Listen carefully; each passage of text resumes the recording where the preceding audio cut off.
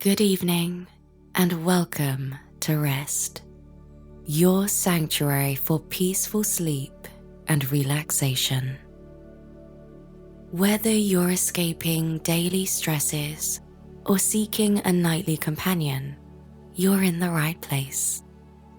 My name is Jessika, and I'll be your host this evening. Before we begin, why don't you turn off your screens and turn down your volume? Now that's done, let's unwind and help you ease into a blessed rest.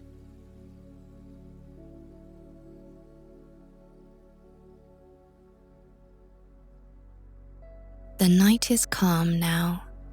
Your day is done, and there's nowhere else you need to be. So take a deep breath in and let it go.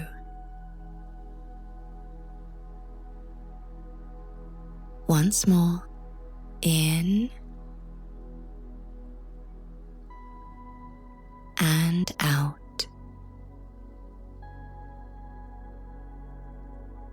Tonight, I'll be taking you somewhere special, to a kingdom tucked far beyond the edge of maps, a place lit by soft starlight and warm sea winds, where stories are always waiting to be found.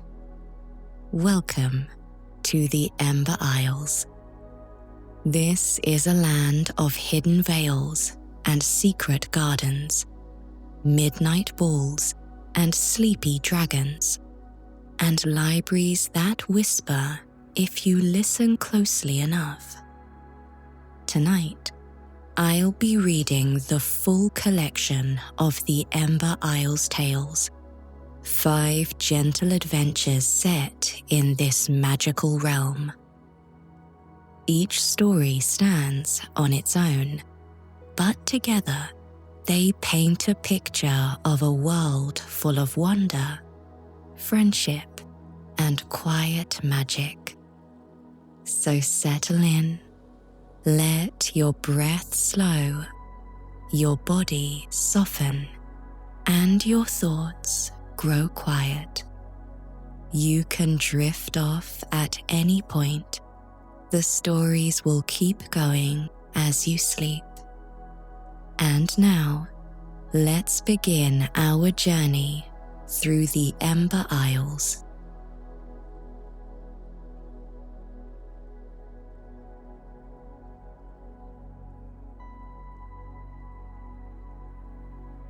Each of the Ember Isles' enchanted islands were filled with wonder and natural beauty.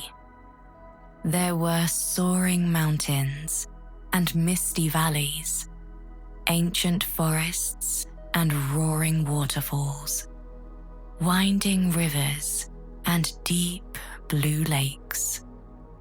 Charming towns and inviting cities dotted the land, connected by cobbled roads and graceful bridges. The largest and easternmost of the isles was home to the heart of the kingdom, a city called Dawnspire. Atop a hill was a majestic stone castle from which the city took its name. Every morning, the sun would rise over the forested peaks of the mountains and bathe the highest tower in its warm glow. The white stone would turn a vibrant pink, then a fiery orange, then a pale yellow. The castle was unique and spectacular in many ways, from its delicate spires to its arching bridges to its ornate colonnades. But it had another feature that made it unique from any other castle in all the Ember Isles. It was built around a small, clear lake. Springs deep beneath the earth filled it with water, which overflowed into canals, passed through the walls over the cliffs, cascading from the castle in majestic waterfalls. Above the northernmost waterfall, standing on the mist-shrouded parapets, was a young girl named Mila. She was brave and outspoken, her mind sharp and open, and around her neck hung a polished silver token. She had dark, sparkling eyes and was known for her cleverness, mischief, and curiosity. But perhaps most of all, she was known as the daughter of Queen Tatiana II and her husband, Prince Alexander. Princess Mila did her best to fill her role in the kingdom and make her mother happy, but in her heart, she dreaded the idea of ruling. She didn't mind the occasional ball, or feast, or festival, where she had the chance to dress in fancy gowns and wear her glittering silver tiara. It was the responsibilities that came with the throne that left her terrified. How could she care for the lives of so many? Mila didn't know what else she wanted to be, what other life she wanted to live when she grew up, or where her life would take her. All she knew was that it was somewhere beyond the walls of the city. Perhaps she could be a knight and wander the kingdom in search of quests and adventures. Or maybe she could be a cartographer and chart the unknown regions of the archipelago. Or maybe she could seek an apprenticeship with a carpenter, a blacksmith, or a shipwright. Mila's mind wandered through all the impossible possibilities as she watched the waterfall over the battlements. It tumbled over the cliff with a dull roar, spraying the walls with a fine spray of water before disappearing into the misty moat far below. Somewhere in the fog-shrouded city, a bell began to toll, signaling the hour and tearing Mila from her thoughts. She turned and began to run as fast as her little legs could carry her toward the library. She cut through the royal gardens, startling the royal gardener and his young daughter. "Sorry," Mila called over her shoulder.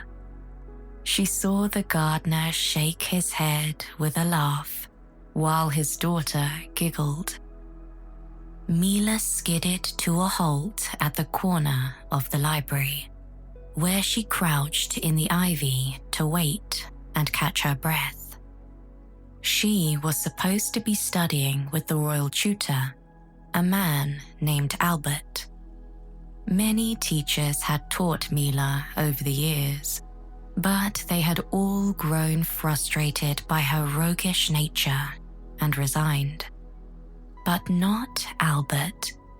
He was Mila's favorite tutor, not just for his kindness and patience, but because he often fell asleep during her studies, allowing her to slip away unnoticed. Once Mila's breathing returned to normal, she crept to the open window and peeked inside. Upon finding him still asleep, she grinned and climbed inside. After taking her seat, she opened her book and tried to read. She quickly grew bored, as she had finished this volume weeks ago. Of course, Albert didn't need to know that. If he did, he would just make her read the next book in the set. With nothing to occupy her mind, Mila's eyes began to wander, finally landing on the bookcase behind her instructor. I might as well read ahead, she thought begrudgingly. With a sigh, she rose from her seat and put her face near the glass to peer at the books. There were dozens of books curated by Albert for Mila's education. There were books on mathematics, geography, and history, but also poetry, novels, and plays. She opened the glass door and reached for the next volume in her set of history books. 1, 2, 3, Mila whispered. 4, she added, looking over her shoulder at her desk. She frowned. 6, 7, 8. Puzzled, Mila pulled out the 6th book and returned to her desk, where she laid the new volume beside the other. Perhaps it was damaged, Mila thought, opening the 6th book with a shrug. She flipped through the pages and wrinkled her nose. The last thing she wanted to read were the details of treaties, trade agreements, and other dry, boring details. With a defeated sigh, Mila returned to the beginning and began to read the first page. She paused, checked the date, then compared it to the end of the last book. There were 50 years missing between them. And thus ended Queen Vera III's rule, said Mila, reading the last line of the 4th book.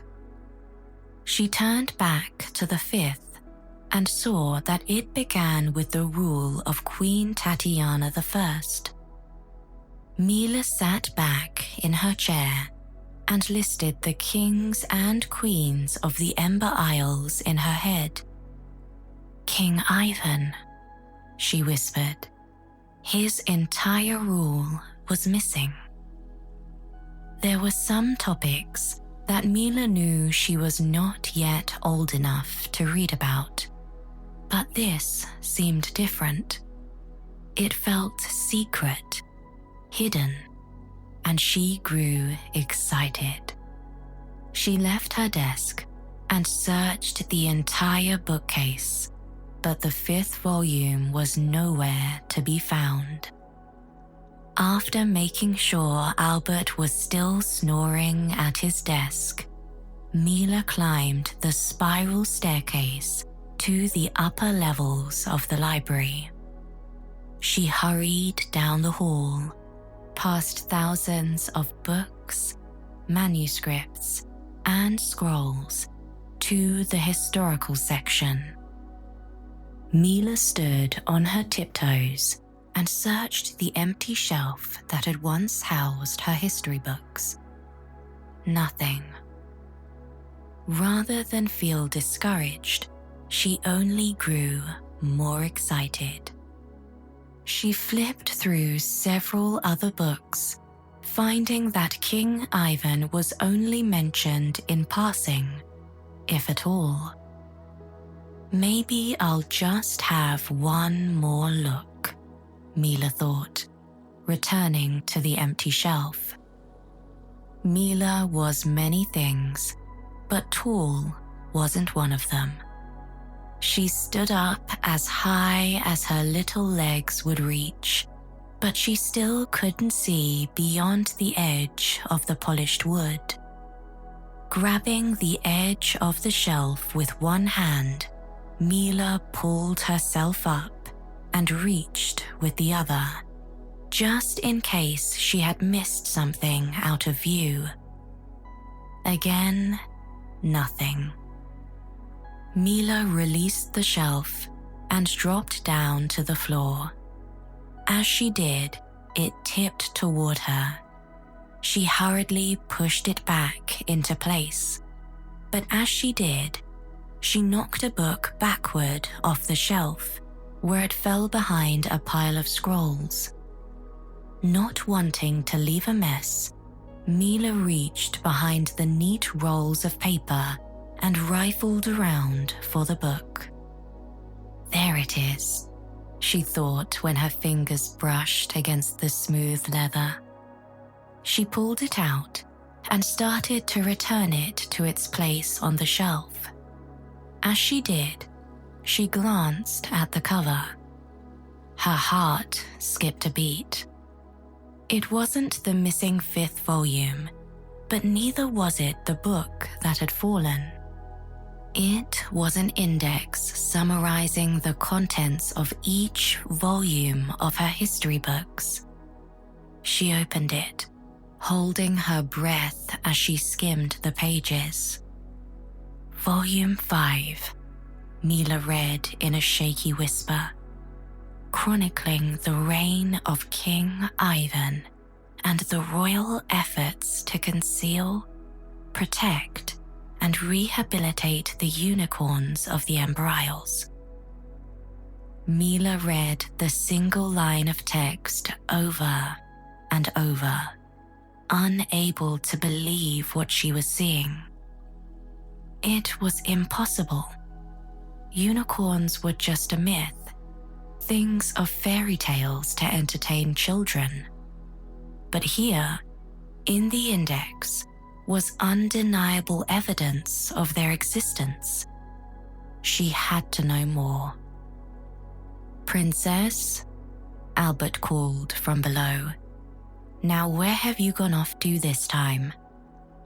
Mila slipped the index into her dress pocket and ran back through the library, down the spiral stairs to her chair.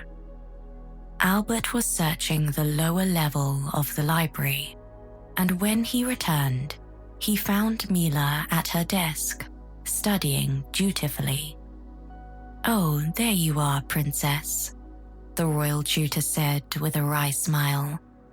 "Been here the whole time, have you?" "Of course," Mila grinned. Albert sighed and shook his head as he looked over Mila's shoulder to the open book. "Ah, the incorporation of White Orchard," he said. "A critical point in our kingdom's history.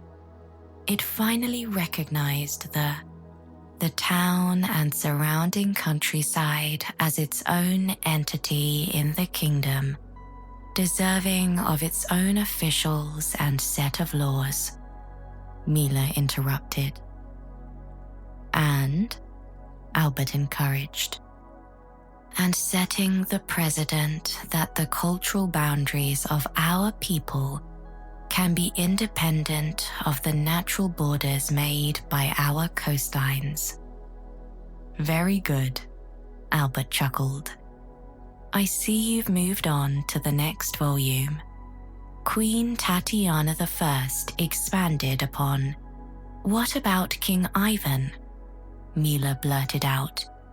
"What did he do?" "Not much of note, I'm afraid. Most books don't even acknowledge him," Albert shrugged. He removed his round spectacles and polished the lenses with the edge of his shirt. "As I recall, the royal chronicler didn't even bother recording anything. Isn't that strange to you?" "Not really," Albert said, shaking his head. He was an indifferent ruler, more concerned with hunting than the affairs of the kingdom. Mila tilted her head to one side. "Nothing of note? For 50 years? "Well, there are rumors, of course," Albert replied, "but nothing of substance." "Like what?" Mila pressed. "Truly, Princess, I don't know," Albert insisted. "But a whole book is missing," Mila protested. "Enough, Princess," Albert said in a gentle but firm tone. "Let's focus on what we do know," he added, tapping the 6th volume. Albert walked to his carved wooden desk and picked up a short piece of chalk. He rolled it between his palms, then a series of dates on the dusty blackboard. King Ivan's daughter, Queen Tatiana I, started her reign by expanding upon. Mila's eyes began to droop as Albert began his lecture. Very few things lulled as quickly as the royal tutor's voice, especially when he described mundane events in her predecessors' lives. Just as Mila was about to drift off, the bells of the distant clock tower began to ring. She jerked upright, seconds before Albert turned to look at her. "Well, we're out of time for the day. Remember, we're covering geography tomorrow, so we'll be in the map room." Mila stifled a yawn as she rose to her feet. For a moment, she considered finding a shady tree in the royal gardens under which she could nap. The gently rustling leaves were almost as somniferous as Albert's voice. But then she remembered her startling discovery. Maybe Albert was telling the truth, and he really didn't know anything about King Ivan or the unicorns. Either way, she didn't think he was going to tell her anything. She would just have to find out for herself. That night, after Mila's mother and father had tucked her in and gone to bed, Mila quietly opened her door and peered into the hallway. Only a few lamps still burned, casting soft flickering light over the smooth stone, like little islands in a sea of darkness. Mila held her breath and tiptoed down the hall, past polished suits of armor, colorful portraits, and beautifully woven tapestries. She paused to admire one of her favorite pieces of art, a painting of 2 large black dogs playing in a meadow. At the end of the hall, Mila pushed open the wooden door, crossed an arching bridge to another tower, and crept carefully down the stairs. Once she reached the ground floor, she snuck outside and hid in the dark shadows. She could see the guards patrolling the walls and castle grounds, and hear the faint jingle of their chainmail. Mila waited for the perfect moment to leave the shadows, then scurried to the gardens. The night was warm and still, but the soft grass and the stone footpaths were cool beneath her bare feet. The royal gardens were vast, surrounding the castle lake, sprawling over the grounds and covering the terraced lawns.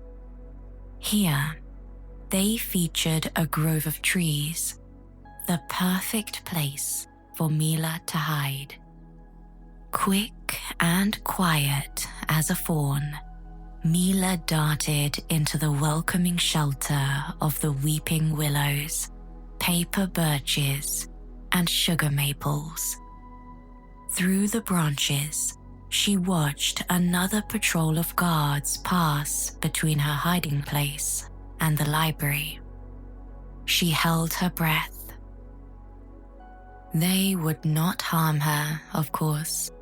They were sworn to protect her, but they would inform her parents of her nightly excursions, and Mila couldn't have that.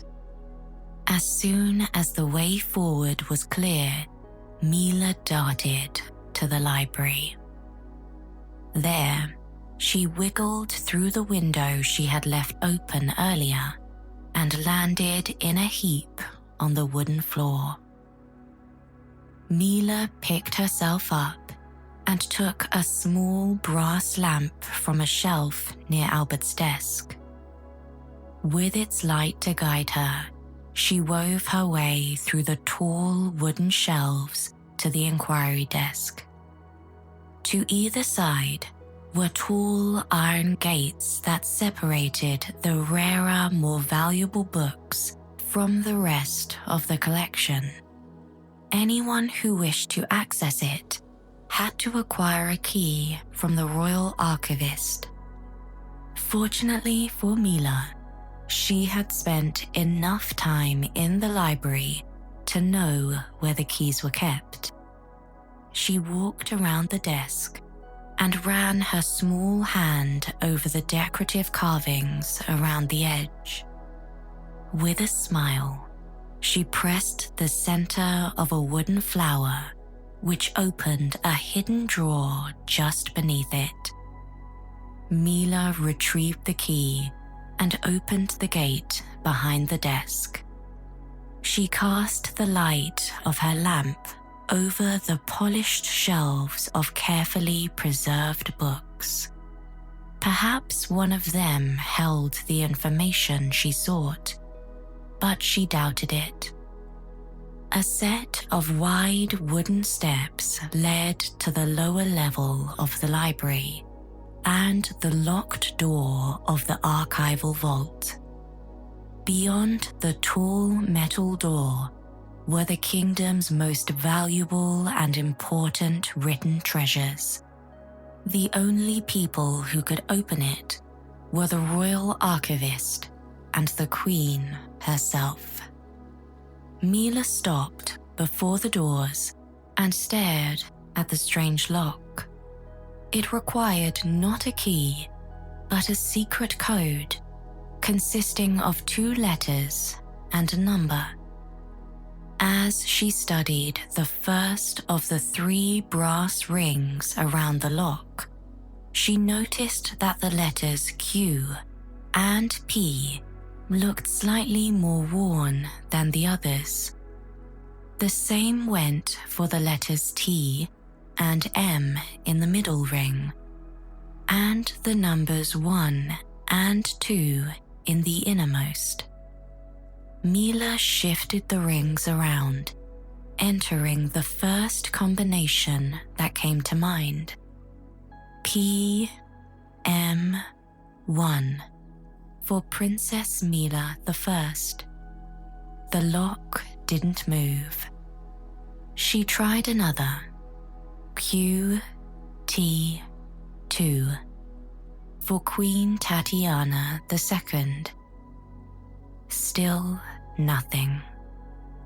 After a moment of thought, Mila tried one last combination. P, T, 2. She held her breath and pushed the button in the center of the lock.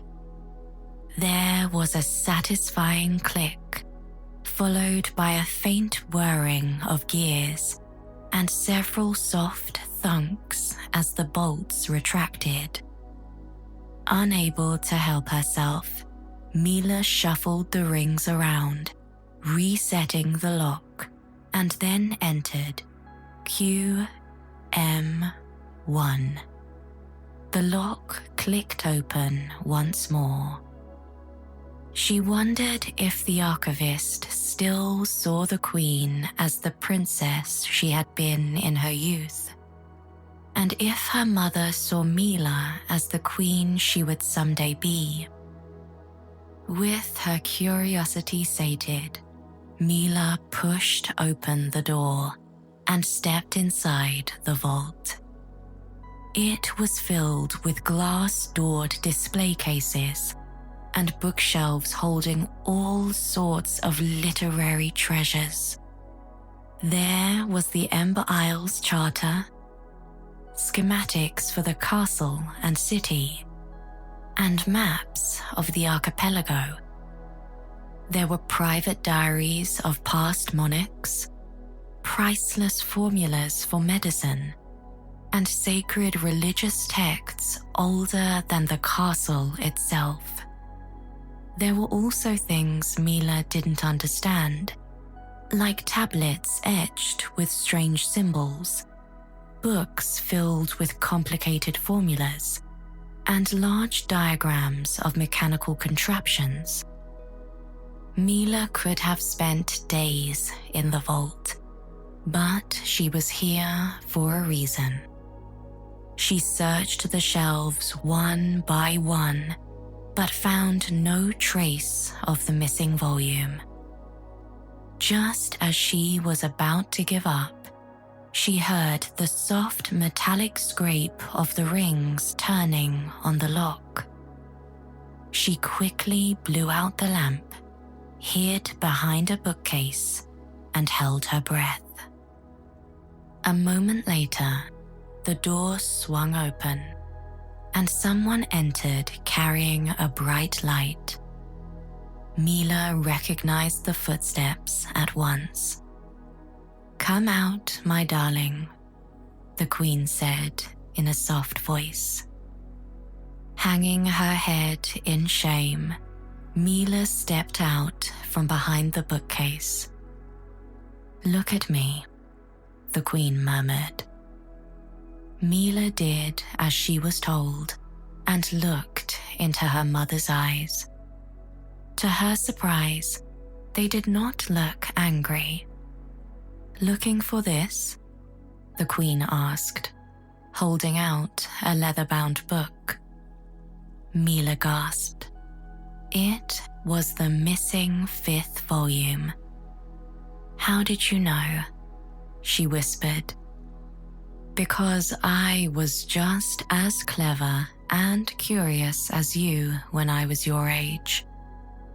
Mila reached for the book, but her mother pulled it away. "Sweetheart, this is the most boring thing you'll ever read. All that matters is this," the Queen said, opening the book to a map of the Ember Isles. She placed it on the glass of a display case, above a second larger map. "Notice anything?" Mila studied the maps with a frown, then gasped when she spotted the subtle difference. In the middle of the mountains south of the castle was a tiny drawing of a unicorn. When she pointed to it, her mother nodded. "They're real," Mila whispered. "Yes," the Queen confirmed. "The hidden veil," she continued. "The haven of the unicorns. I thought they were just a myth." "Good," the Queen said with a mysterious smile. "Your great-great-great-grandfather worked very hard to make sure of that. It was the only way he could protect them." "To protect them?" Mila asked, tilting her head. The Queen nodded. "They were all but extinct when King Ivan took the crown, thanks to years of hunting them for their magic. Is that why I can't find anything about him in the library?" "Very good," the Queen said with an approving smile. "He sounds like a good king," Mila said.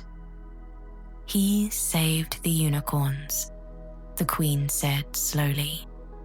"But their survival came at a price." Mila frowned, but knew better than to press her mother. This felt like one of those times when she was not old enough to know all the details. She watched as her mother folded up the map and tucked the book away into her dress. "So," the Queen began, taking Mila's small hand and leading her from the vault. I must ask, what led you here? My history books skip from volume 4 to volume 6, Mila shrugged, and I found this when I went looking for the missing book. She held out the index to her mother, who took it with a sigh. I'll have to do something about those, won't I? I can't have anyone else discovering this. Who else knows?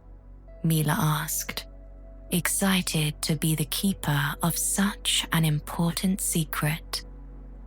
Just me, and now you, the Queen said. She knelt in front of her daughter and looked her in the eyes. Princess, I cannot impress upon you enough. This is the most precious secret of our whole kingdom. Not even your father knows.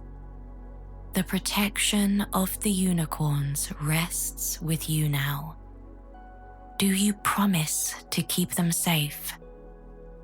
Yes, Mama, Mila said with a solemn nod. Good, the Queen said. She leaned forward and kissed her daughter's forehead. Now, my darling, it's well past your bedtime. Let's get you to your room. Yes, Mama, Mila yawned, just now realizing how tired she had become. Mila followed her mother out of the library, around the gardens, across the grass, and inside the castle. Each step up the winding staircase seemed to take more and more of Mila's strength until she could no longer lift her feet. With a smile, the Queen picked up her daughter and carried her in her arms the rest of the way. There, she pulled back the blankets, laid Mila down, and tucked her in. Mila yawned and let out a satisfied groan as she snuggled into her bed. The mattress was plush and comfortable, and her pillow was perfectly fluffed. The white sheets were cool and crisp, fresh from the laundry, and her blue and yellow quilt was cozy and warm. Can we visit the unicorn someday? Mila asked her mother in a sleepy voice. The Queen looked at her daughter. Her warm blue eyes filled with both wisdom and comfort. Someday, she promised. But for now, rest, my darling. Yes, Mama, Mila yawned. Good night. Good night, my love. Mila rolled onto her side and closed her eyes. She still could not believe what she had discovered, and longed for the day when she would get to see the unicorns with her own eyes. But that would have to be an adventure for another day. Mila yawned and sat up in the small feather bed. As she opened her eyes, she glanced through the delicate glass panes of the window at the view from her room in the inn. All of the Ember Isles were beautiful in the autumn months, but White Orchard was especially so. In the spring, the wide variety of fruit-bearing trees turned the sprawling hillsides white like the purest snow, struck through with clusters of pink, violet, and even pale blue.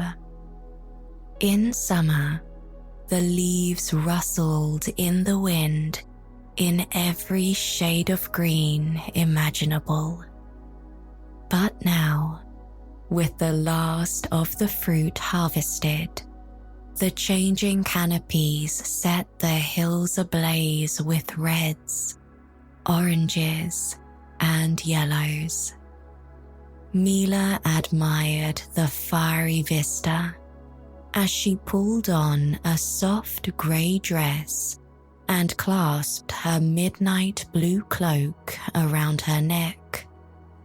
She pulled her gaze from the window and turned it to the worn leather-bound book on the polished wooden surface of the desk. "Guard it with your life, princess," Mila's mother, Queen Tatiana, had said when she had entrusted her daughter with the volume. "I will, Your Grace," Mila had said, bowing her head and curtsying as she held the book to her chest. It was rare for Mila to use formal titles with her mother, but the secret hidden in the faded pages deserved the most solemn and serious of vows. Mila opened the book and unfolded the weathered map. She smoothed it out across the desk and examined it for the 100th time. Placing a finger on her location in White Orchard, she traced the road to the ancient forest that covered the southern mountains. There, she would leave the road and follow a winding trail deep into the conifers, guided by a series of landmarks. When Mila's dark eyes landed on the tiny unicorn sketched at the end of the path, she felt her heart beat faster with anticipation. Then her stomach rumbled, drawing her from her thoughts. "Right," Mila chuckled to herself. "Breakfast first, then unicorns." After packing away her things and checking the room for any stray belongings, Mila left the cozy bedroom and descended the stairs to the charming common room of the inn.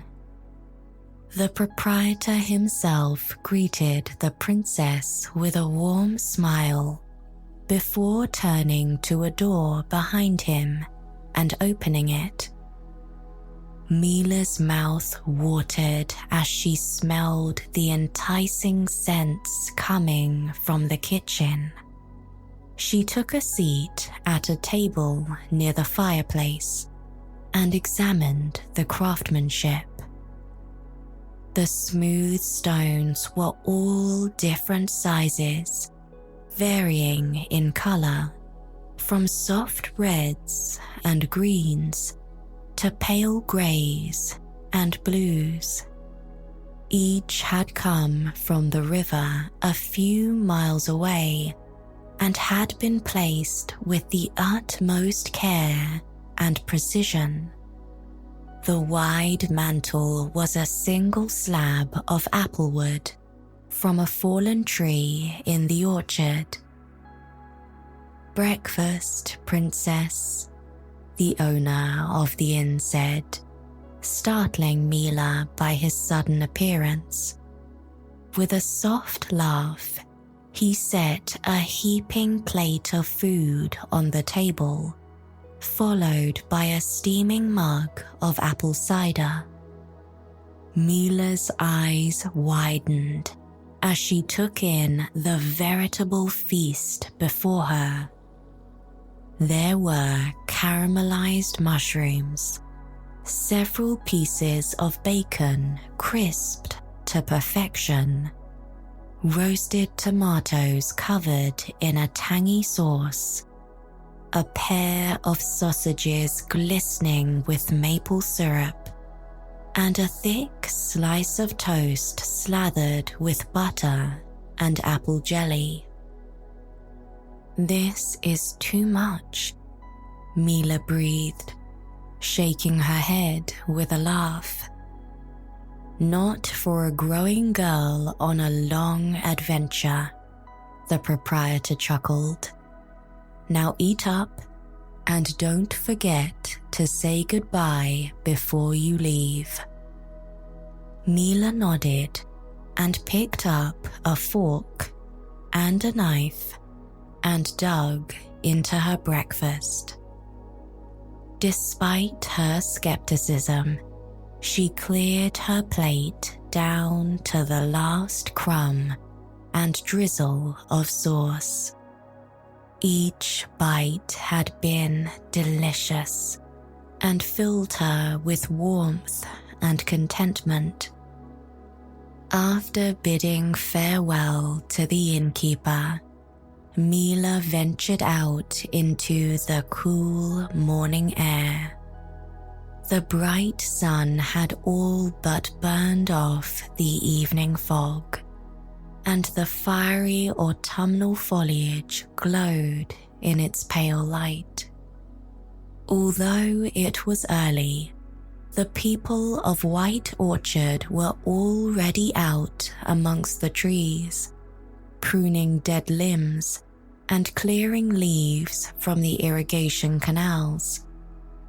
Small flocks of fluffy white sheep and herds of grey and black goats meandered the hillsides, munching away at the tall grass amongst the groves of trees. The road swept back and forth across the gentle slopes, winding its way to the southern border of the orchards. The vibrant canopy came to an end, and the ancient mountain forest loomed. A wide stretch of grassland ran like a golden river between the neat rows of carefully tended trees and the wild pines beyond. Mila followed the road encompassing the edge of the orchards, searching for the first landmark on her map. It wasn't long before she reached, and she grinned when she spotted the covered bridge and the small stream it spanned. Careful not to slip, Mila followed a narrow path leading down to the creek. She paused at the rocky bank and watched the colourful leaves float by, carried by the crystal clear water. She followed the current south toward the forest, and once again came to a halt, this time at the edge of the towering trees. Taking a deep breath, Mila left the warmth of the bright sunlight and entered the shadows of the forest. The deeper she delved into the forest, following the stream, the taller the trees became. The dark pines gave way to towering redwoods that made Mila's eyes grow wide. The royal gardens in Dawnspire boasted trees shrubs, flowers, grasses, and countless other plants from all across the Ember Isles, but they held nothing such as this. The ancient redwoods were larger than any trees Mila had ever seen. Most were taller than the towers of the royal castle, and some had holes through their trunks, through which wagons or even small ships could have passed unscathed. It was at a cluster of more than a dozen of such trees that Mila parted ways with the cheerful creek. She passed through one of the trunks and stood in the center of the ring of redwoods. The fairy colonnade, Mila breathed as she looked around, recalling the name from the map. The tiny picture had not done it justice. Much like a fairy ring, the redwoods grew in a circle, but each had at least one massive arch through their middles, appearing more like something shaped of stone than a natural phenomenon. Some had multiple passages through their thick trunks, giving them the appearance of a strange wooden tower. Not all of the holes were at ground level, and instead dotted the trees high above. Moss spilled over the edges of the natural windows, from which sprouted ferns and slender vines. It wasn't hard to imagine this ring of trees as the ruins of some sort of fairy castle. A part of Mila couldn't help but wonder if that was truly the case. The forest was the most ancient in all of the Ember Isles. Who knew what might have once been? Mila let herself linger within the walls of bark for a while longer, trying to burn every detail into her memory. The sight was almost captivating enough to make her forget the purpose of her journey. Almost, but not quite, and soon she was on her way. Without the burbling of the creek to break the silence, the forest was somber and reticent. A thick layer of fallen needles covered the ground, absorbing every sound, even those of Mila's footsteps as she walked. Yet despite the unnatural stillness, she felt very safe and comfortable, like the forest was wrapping her in its embrace. Mila continued on in the silence for several hours, taking in the beauty around her. But when she came to the next landmark, she could not help but giggle. It really does look like a troll, she laughed, taking in the stone formation. The body of the troll was a massive boulder, larger than any house in White Orchard. The blanket of moss draped over it almost looked like a lush, verdant cloak. Two smaller boulders at the far end resembled feet, and another pair, both split in half, formed the arms. The head was another large rock half the size of the body, with 2 depressions marking the eyes and a deep split creating the smile. The troll rock formation looked so lifelike that Mila wouldn't have been surprised if it had sat up and walked away.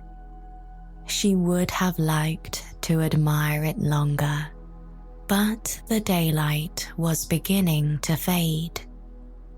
Mila glanced up toward the gently swaying branches. The sun was sliding closer toward the horizon, its light striking the scattered clouds, making them glow gold against the pale blue sky. It will be dark soon, Mila thought, a slight frown tugging at her mouth. But I must be getting close, she added out loud. In the stillness of the forest, even her quiet words felt too loud. As the later afternoon stretched into evening, the sky turned brilliant shades of red and orange and pink before darkening to a deep blue. Before Mila knew it, night had fallen, casting the forest into darkness. The moon was full, but the thick redwood canopy obscured all but the brightest rays. Mila paused and looked around, straining to see the winding path before her. She slipped her satchel from her shoulder and set it on the ground. She fished out a candle and a box of matches and placed them near her feet. Then she pulled out a soft velvet pouch which contained a small brass lantern. She opened the glass door, put the candle inside, then struck a match against a rock.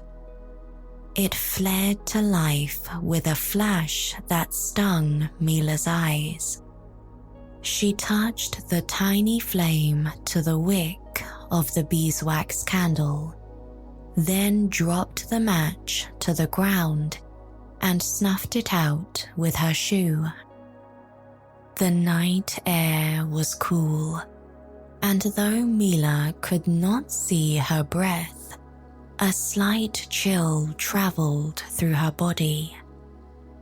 After closing the door to the lantern, Mila pulled her cloak around her and drew up the hood. Then she picked up the light and continued on her journey. She lit another candle when the glow of her lantern began to wane. Then another and another, burning through the delicate sticks of beeswax as she followed the trail through the forest. Although she was alone, she felt no fear. The sounds of the night, the crickets, owls, and rustling branches filled the air around her, calm and comforting, like a soothing blanket in the darkness. At last, the sound of flowing water met Mila's ears, and she soon emerged on the bank of a small creek meandering between the towering trees. She followed it upstream, enjoying how the moonlight sparkled on its surface. When Mila heard a dull roar, she realized she must be nearing a waterfall, and she grinned knowing she had reached the final landmark on her map. But as she grew closer to the falls, a heavy mist began to settle over the forest, weakening the light of the lantern. She shielded the candle with her hand, feeling its wavering warmth on her palm. In the dim light and heavy mist, the path grew almost impossible to discern. Mila peered through the obscured darkness, letting the sound of the falling water guide her way. "I must be almost there," Mila said, with a somewhat worried frown, as the passing minutes seemed to stretch into hours. With the spray of the waterfall masking what little sky the great redwoods allowed her to see, she had no idea how much time had passed. As the candle grew dimmer and dimmer, reaching its end, Mila began to panic. She had no more to spare, and if she lost the light, she would be cast into total darkness. "It's so hard to see." Mila's words turned into a gasp when her foot struck a protruding root. She stumbled forward, but could not catch herself. As she fell, the lantern, her only source of light, slipped from her grasp. She lunged for it, but was too late, and could only watch as it crashed to the ground and rolled into the water with a hiss. Mila pushed herself to her knees and sat back on her heels. Without her lantern, the sounds of the night and the darkness around her suddenly felt frightening. Overwhelmed by despair, she slumped forward onto her hands, tears dripping down her cheeks as she began to cry. Mila didn't know how long she knelt beside the water, consumed by her sadness, but all of a sudden, a soft light flickered somewhere beyond her eyelids. Slowly, she opened them to find a single firefly sitting perched upon her nose. "Hello," she said through her tears. "Can you help me?" As if in answer, the little firefly lifted from Mila's nose and disappeared into the mist. "I guess not," Mila murmured, the tears welling up in her eyes again. But then, only moments after the glow had vanished from sight, the firefly returned, accompanied by 2 others. Mila slowly held out her hand as the insects grew nearer and watched in fascination as they landed on her palm. A moment later, another appeared out of the mist and joined its brethren. Then another, and another, and another, soon covering Mila's entire arm up to her shoulder.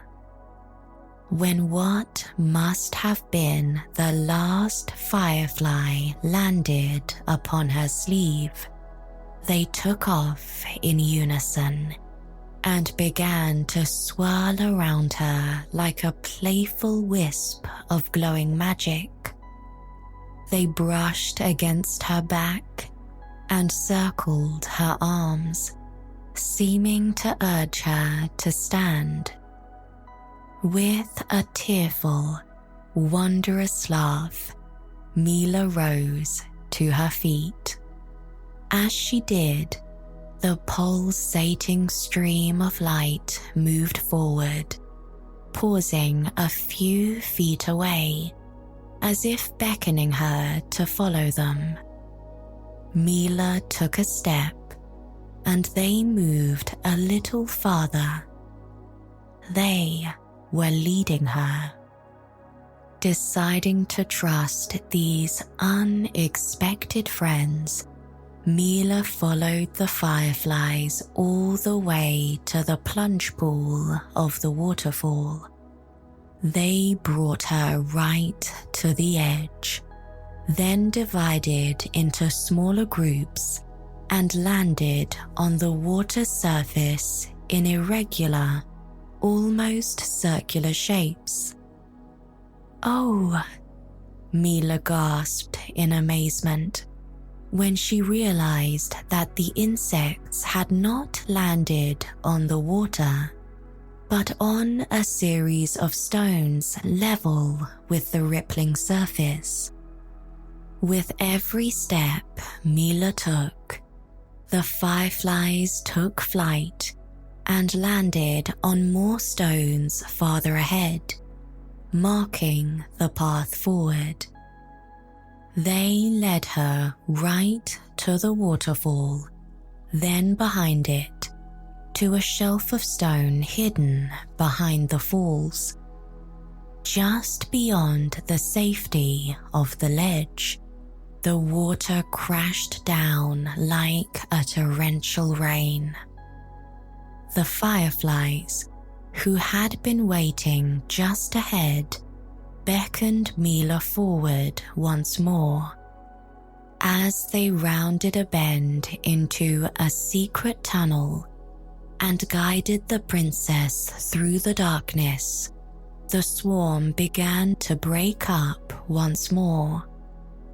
One by one, the insects landed on the ceiling, where they illuminated the rocky surface like a blanket of twinkling stars. Mila followed the wondrous, sparkling path and emerged from the cave into a narrow canyon lined with fragrant flowering vines. Here the sky was clear, revealing a moon that shone almost as brightly as the sun. The fireflies left the tunnel, swirled around Mila as if to say goodbye, and vanished into the night, all except for one who landed on her nose. "Thank you," Mila said in a soft, kind voice. "I would have been lost without you." She couldn't be sure, but Mila thought it looked like the firefly bowed its head as it perched on her nose. It lingered for a moment longer, its abdomen gently pulsing with light. Then, at last, it took flight, spiraling high above her until it disappeared in the bright light of the moon. Letting out a contented sigh, Mila continued on her journey through the canyon. Finally, the rocky, vine-covered cliffs gave way, and she emerged at the edge of a meadow, at the top of a broad forested valley. All around it were jagged snow-capped mountains, that seemed to almost scrape the starry sky. Within their protective embrace, an autumnal canopy of maples, birches, ashes, and hickories glowed like gold in the light of the moon. Snow-fed waterfalls cascaded down the mountainsides, covering the edges of the valley in a faint mist as they filled the pools at their bases. Streams wound their way through the forests and down the gentle hills, flowing into a crescent-shaped lake in the heart of the valley. Mila gazed around her in wonder and awe, stunned by the pristine, untouched natural beauty. She took a moment to sit with the significance of the moment. When was the last time a human had stepped foot in this sacred place? This hidden veil? A thought arose unbidden from an anxious place in her heart. What if she had come this far and didn't find the unicorns? What if they hadn't survived despite all the effort to protect them? Shoving those thoughts to the very back of her mind, Mila began to walk down the hillside. Small stands of trees dotted the meadow, like little gold islands in the sea of tall amber grass, which rippled like water. She ran her hands across the tops as she waded through it, toward the lake at the base of the valley. The meadow gave way to a narrow pebbled beach that ringed the still crystal clear water. Mila walked right to the edge and stopped just before the tips of her shoes touched the glass-like surface. To her surprise, the air was warmer near the water, and she was able to remove her cloak.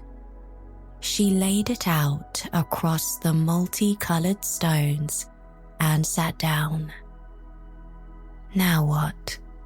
Mila asked herself as she pulled her knees to her chest and rested her chin upon them. I suppose I could rest here for the night and go looking for the unicorns in the morning, she said with a sigh. As Mila sat there, resting beside the lake, her mind began to wander, much like it did during her lessons at the castle. She wondered what her mother had told everyone about where she had gone. The Ember Isles were a safe place, even for young girls to journey by themselves, but it would still seem strange that the princess had left unoccupied. Mila was pulled from her thoughts when she heard faint rustling behind her and the sound of pebbles being disturbed. She turned around and froze when she saw eyes staring back at her from within the tall grass. Ever so slowly, a young foal emerged into the moonlight. Mila pushed down a twinge of disappointment when she noticed the lack of horn, but despite that, this was no ordinary horse. The foal's coat was as golden as the grass behind her, save for the splashes of black and white, like dappled moonlight across her haunches. She had a shimmering, silky mane that fell across both sides of her neck, matching the thick, lush tail hanging behind her. "You're beautiful," Mila whispered, unable to help herself. She turned her body to face the foal, but remained kneeling so as not to startle her. The curious little horse stepped forward, her dark eyes darting back and forth, while her ears twitched toward Mila. Her hooves, like perfect slices of ivory, rustled the stones of the beach as she took another step. Mila held out her hand and let out a giggle when the foal pressed her nose into her outstretched palm. Both the young girl and horse seemed to relax at the touch, and soon the foal was pressing her face against Mila's chest and leaning into her touch.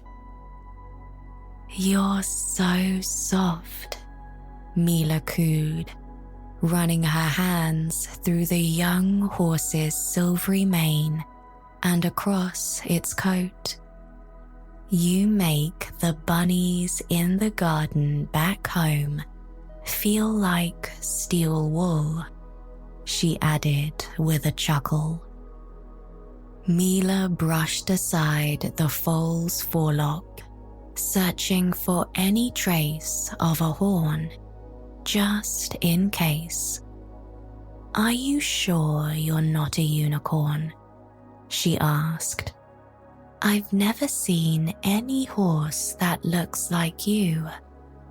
Then again, you've probably never seen anything like me before either," she chuckled before adding, "I'd like to give you a name. How about Luna?" The little foal looked at the princess with curious, playful eyes and nuzzled into the crook of her arm. "Luna it is," Mila grinned.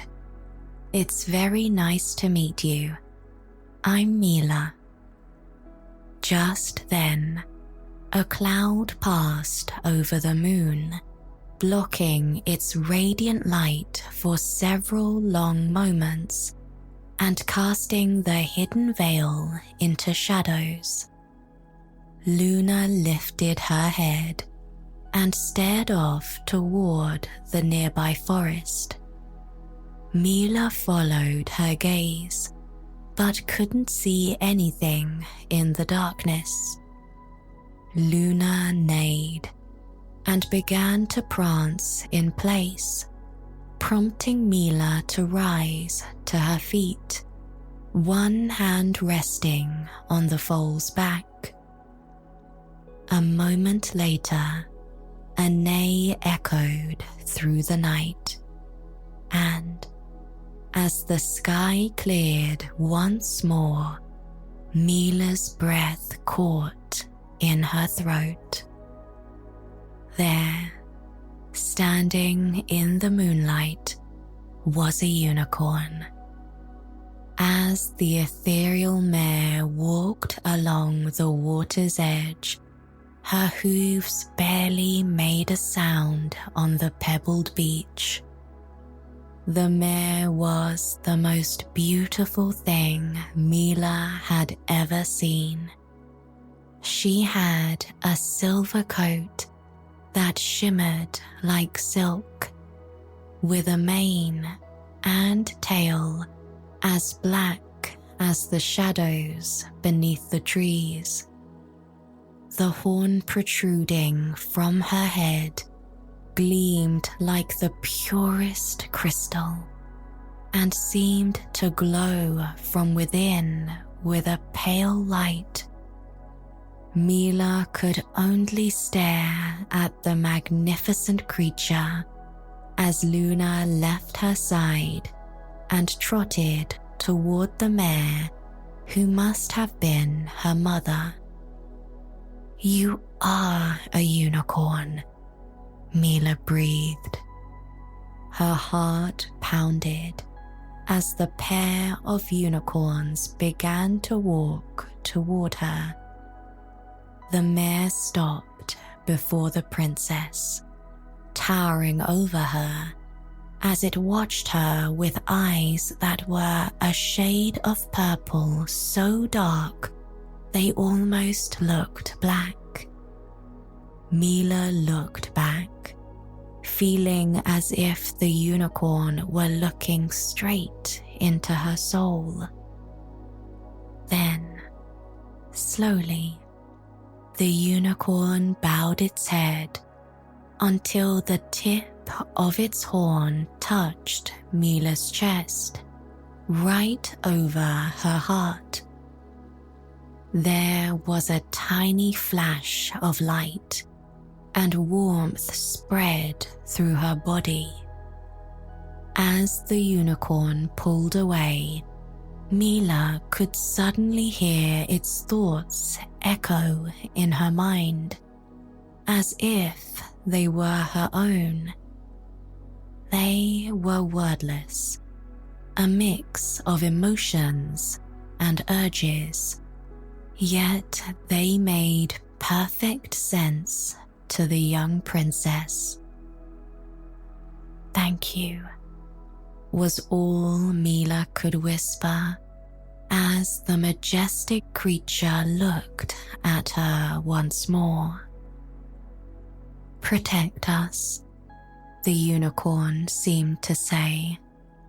"All of us, stags and unicorns, fireflies and fairies, tadpoles and sea monsters, ravens and dragons. Protect us and keep us safe." "I will," Mila promised, a tear rolling down her cheek at the gift she had been given and the responsibility entrusted to her. And with that, the beautiful mare turned away, urging Luna along with it, and together they walked the edge of the lake and disappeared into the shadows of the forest.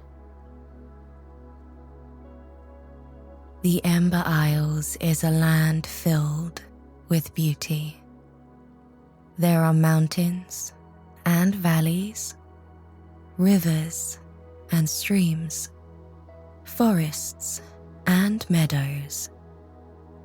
It is also a land where magic can be found in the most unexpected places. A castle, for instance, built around a deep lake and perched atop a plateau overlooking the city.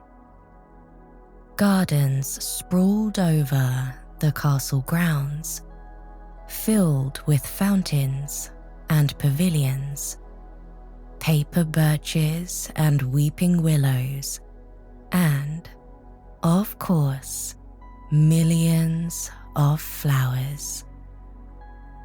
Some were very common, like daisies and tulips.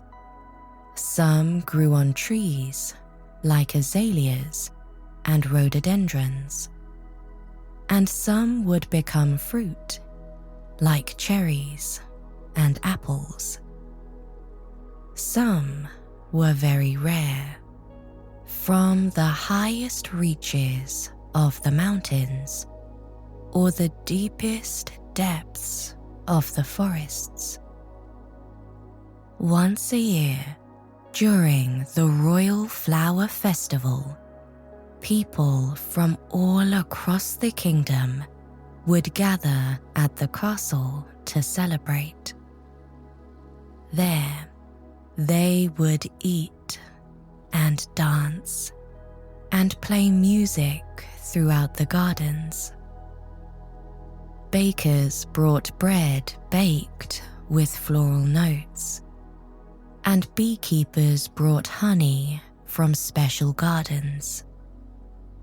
Artists and craftsmen brought paintings, sculptures, and dried flowers to display in the royal gallery, while children made flower crowns, necklaces, and corsages.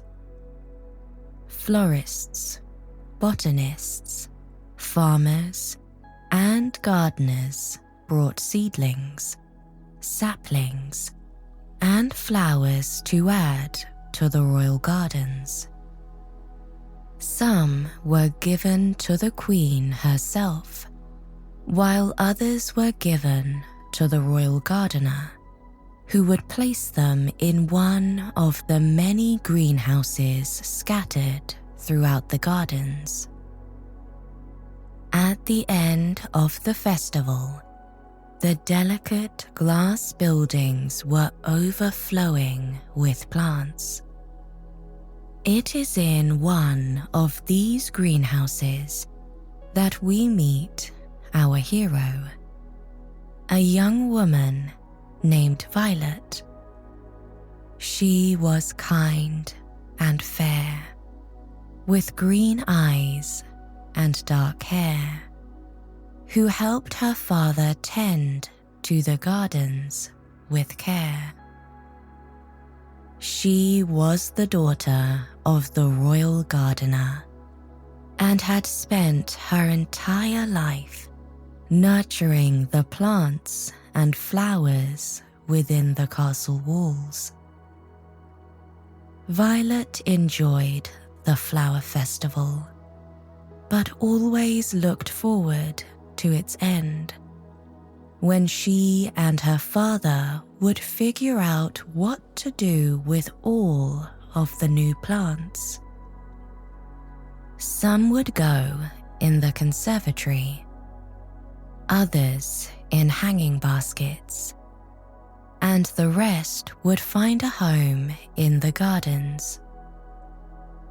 For her, it was the most exciting part of the whole festival, and she would only have to wait a little bit longer, as today was the final day of the celebration. The Queen looked as radiant and regal as ever, as she watched her guests from her seat at the high table. Beside her was Princess Mila, who had spent almost as much time wandering the gardens as Violet. The two were fast friends, and someday, when Mila was queen, Violet would be her royal gardener. Like her mother, Princess Mila wore the last of her 7 dresses made just for the festival. Seamstresses and tailors from across the kingdom had arrived a week before, hoping that their dresses would be picked by the Queen or the princess. Of course, everyone wore dresses, shirts, jackets, or vests fit for the occasion, embroidered or patterned with floral themes. but none stood out more than two royal women. The queen's dress was deep blue and covered with silver vines that bloomed with golden flowers, while Princess Mila's was green and decorated with purple blossoms, violets, in fact, to honor her friend. "Enjoying yourself?" the queen asked Violet as she neared the head table. "Of course, your majesty," Violet replied with a curtsy. "I'm sure you're ready for everyone to be out of your gardens," Prince Alexander chuckled. He was the husband of Queen Tatiana and a good friend of Violet's father. "The gardens are for everyone to enjoy," Violet said. "Not just me. Although," she added in a low voice, "I wish people would be more careful." "Did someone fall in your father's pond again?" Princess Mila asked with a smirk. "Not this year," laughed Violet. "But I did see someone trapped in the rose hedge maze." "Well, I hope you do something a little less treacherous when you plant your garden," Queen Tatiana said. "As beautiful as the maze is, I myself have been pricked by the thorns more than once. Have you thought about what you might do with your garden?" Violet dropped her gaze. Adding her mark to the royal gardens was something she had dreaded all her life. The royal gardens were vast, but every royal gardener had added a piece of themselves to it since the first seedling was planted. They designed and planned for their entire apprenticeship under the royal gardener, and planted and tended to it from the very first day they took over. Violet's father had added the Tranquility Garden, a peaceful pond filled with lilies and surrounded by willows and lilacs. After his daughter, it was his favorite thing in the world. But he often praised Violet for her talent and couldn't wait to see what she would add to the royal gardens. "That's a long way off," Prince Alexander said softly when he saw Violet's fallen expression. "And I'm sure, no matter what she does, it will be spectacular." "Of course it will be," Princess Mila scoffed. "She's been training for it her whole life." Violet swallowed nervously. There was so much pressure on her. A few royal gardeners had been succeeded by their children in the past, but Violet had been born right there within the castle walls, in the Violet Garden, in fact. She had never known a home other than the gardener's cottage. "I'll do my best," Violet mumbled at last. "I know you will," Queen Tatiana said. Violet forced a smile, then excused herself from the royal family. She wandered through the gardens until she found herself in front of one of the greenhouses. As she pushed open the glass door, she felt an immediate sense of calm wash over her. The scent of warm, damp earth was one of her favorite smells in the whole world, even more so than the sweetest flower. It reminded her of a blank slate and all the possible things she could grow in the rich, nourishing soil. Plants covered the tables and overflowed onto the floor. Violet carefully stepped around them, searching for any hidden treasures among this year's gifts. She finished looking, finding nothing particularly special, except, of course, the wonder that was any growing thing. With a sigh, she left the greenhouse and continued roaming the gardens until she found herself at the edge of the lake. The water was calm, perfectly reflecting the starry night sky like a mirror. Violet stared at the glittering surface for a long time, ignoring the sounds of the festivities echoing from all around the gardens. She recalled all the times she and Princess Mila had played in the lake as children. They were both older now, with very different paths lying before them. Mila would have to make her name as Queen of the Ember Isles, and Violet had no doubt that she would.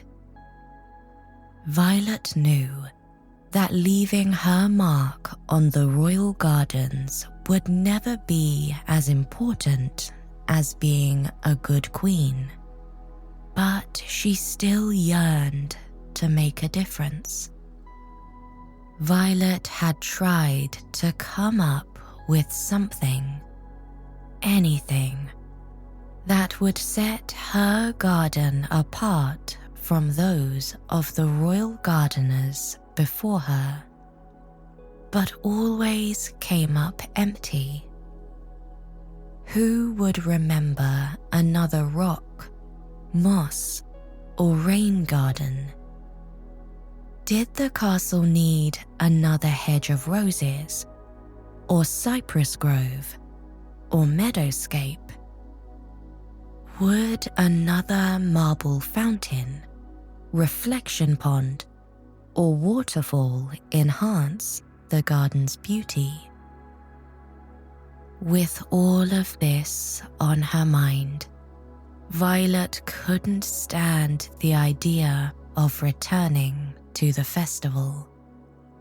Instead, she returned to the cottage she shared with her father and went to her room.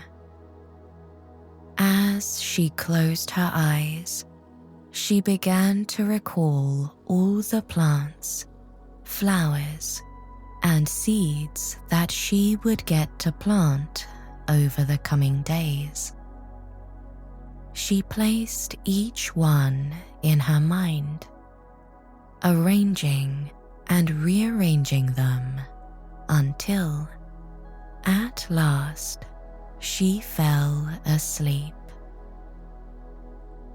The next day, Violet and her father began sorting through the overflowing greenhouse.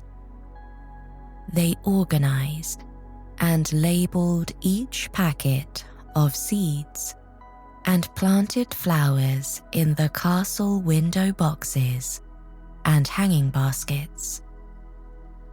They carried bushes and trees to their new homes all across the castle grounds and buried their roots in the dark soil. Don't worry about what your garden will be, Violet's father said as they stepped back to admire their work. Think about what it will become under the care of every royal gardener after you. What do you mean? Violet asked. Every year, we add to the gardens, making them diverse and beautiful. Think of all that we've planted since you were a little girl. Think about right now where we're standing. This is Oliver's garden, planted by the royal gardener over 200 years ago. What did he plant here during his time? What have you and I and all those before us added to it? Would he even recognize it? Violet frowned as she processed her father's words. They made sense, of course, but the weight on her heart refused to budge. She knew those who came after her would add to her garden. But what would they add? She wanted them to stop and consider what to plant, and do so with the utmost care. She wanted it to be a struggle to think about what would be appropriate, even worthy of her garden. Violet? Her father asked when she remained quiet. Are you all right?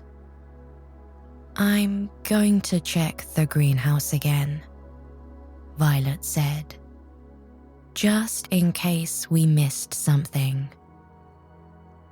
All right, my dear, her father said in a soft voice. I'll finish planting these tulips.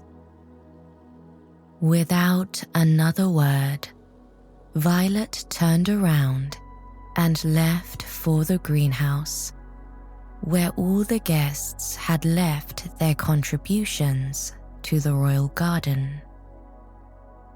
The tables were empty, and the floor was bare, except for a few empty pots, fallen leaves, and stray piles of soil.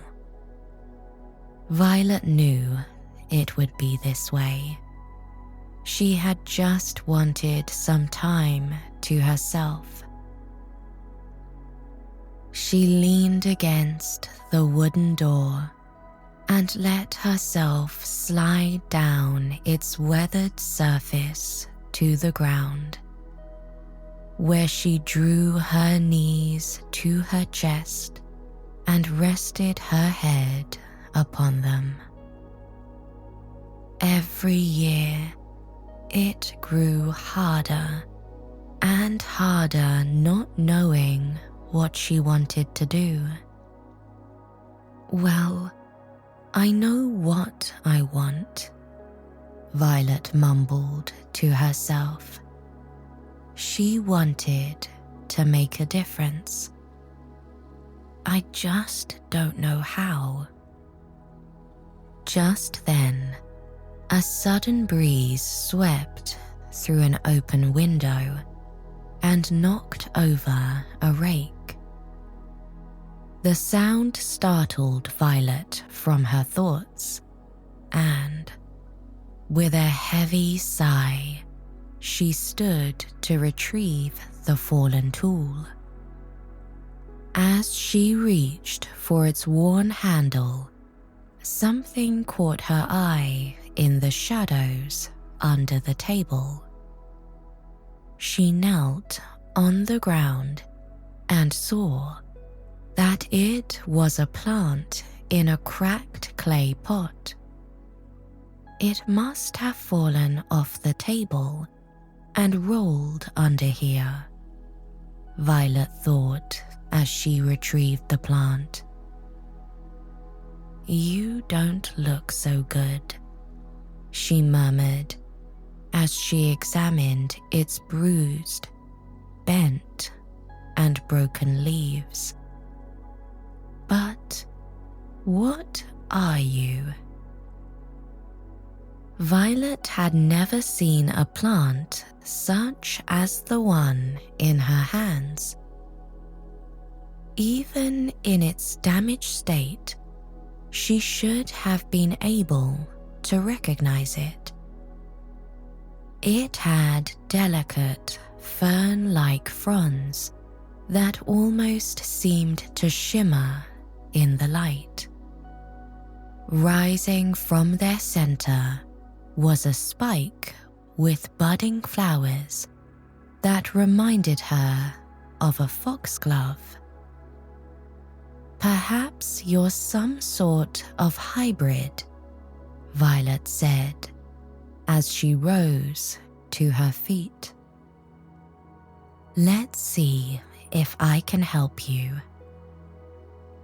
As slowly and carefully as handling an injured baby bird, Violet carried the plant almost all the way across the garden to the nursery. There, she placed the damaged pot on her workbench, where it split in two and spilled its contents onto the table. Violet caught the plant before it could fall and cradled it in her hands. "I've got you," Violet said in a soothing voice as she delicately placed the plant into a new pot. "I'll be right back. I'm going to get you some nice soil," she added. Outside the nursery, Violet retrieved a wooden pail and walked to the neat piles of sand, compost, peat moss, and soil.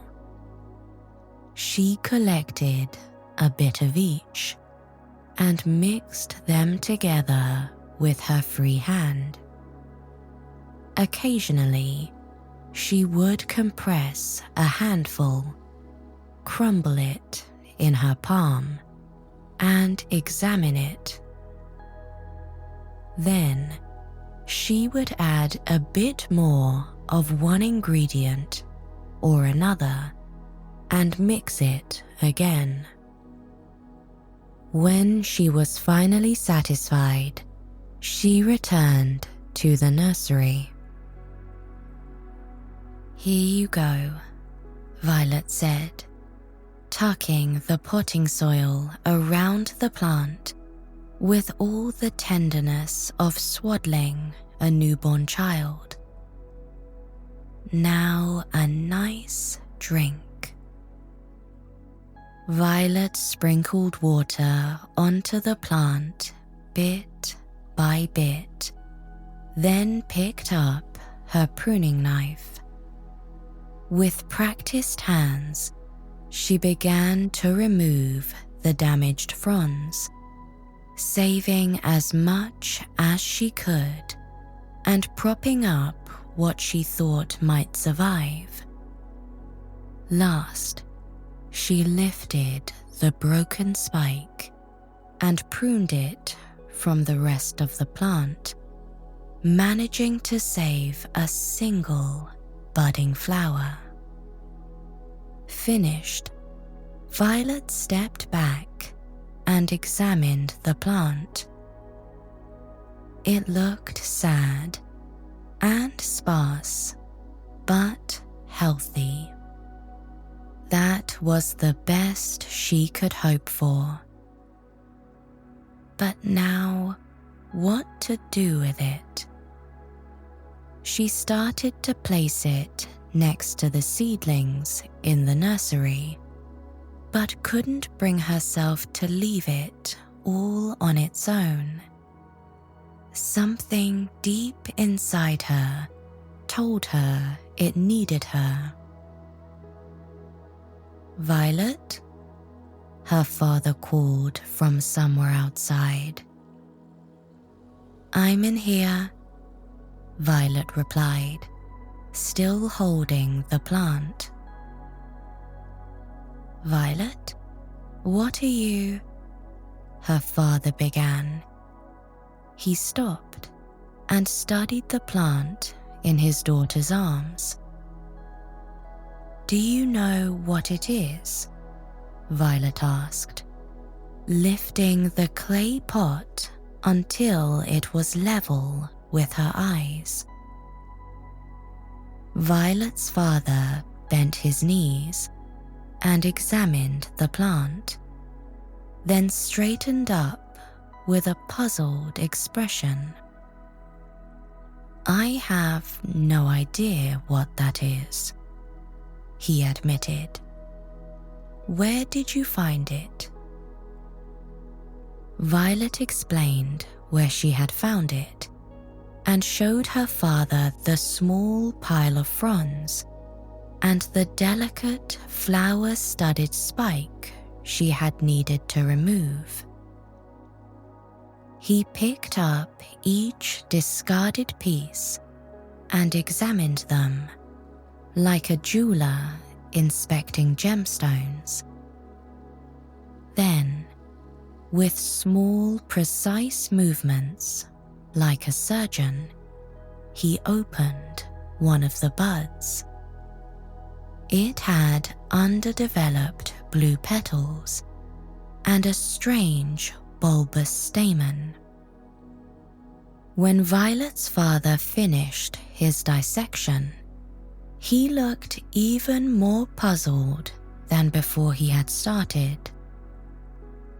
He decided to press and dry everything Violet had pruned for preservation and further study.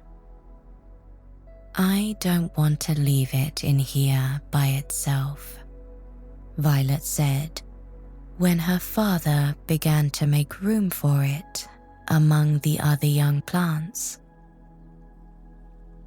"I'm taking it home with me," she added when he stared at her with a strange expression. "All right, my dear," he said at last. Together, Violet, carrying her plant, and her father walked the curved and winding paths to their cottage. The sun was setting when they reached the lake, and the last bit of fiery color was fading from the still waters. The stone cottage sat beside a secluded part of the lake, hidden by trees and visible only from certain angles of the royal gardens. Though it was called a cottage, it would have looked quite grand were it not in the shadow of the most beautiful castle in the whole kingdom. It had once housed the king, who had overseen the construction of the castle hundreds of years ago. Still, Despite its legacy, Violet's home never felt cold or unwelcoming. Through the trees, the windows glowed with warm light, and as they grew nearer, she could see the shadow of their housekeeper moving about the kitchen. Violet kept the plant near her all night, setting it first on the dining table, then on the window ledge over the bathtub, and finally on the nightstand beside her bed. That was how it went over the next several weeks. It never left Violet's side. Not when she slept, not when she ate or bathed, and not when she left the cottage to tend the gardens. Bit by bit, it began to recover, with new fronds slowly unfurling as they rose from the soil. Through it all, the single remaining flower refused to bloom. Her father doubted it ever would, but she held out hope, even as the days turned into weeks. It can't live in a pot forever, Violet's father said one day. It's healthy and growing.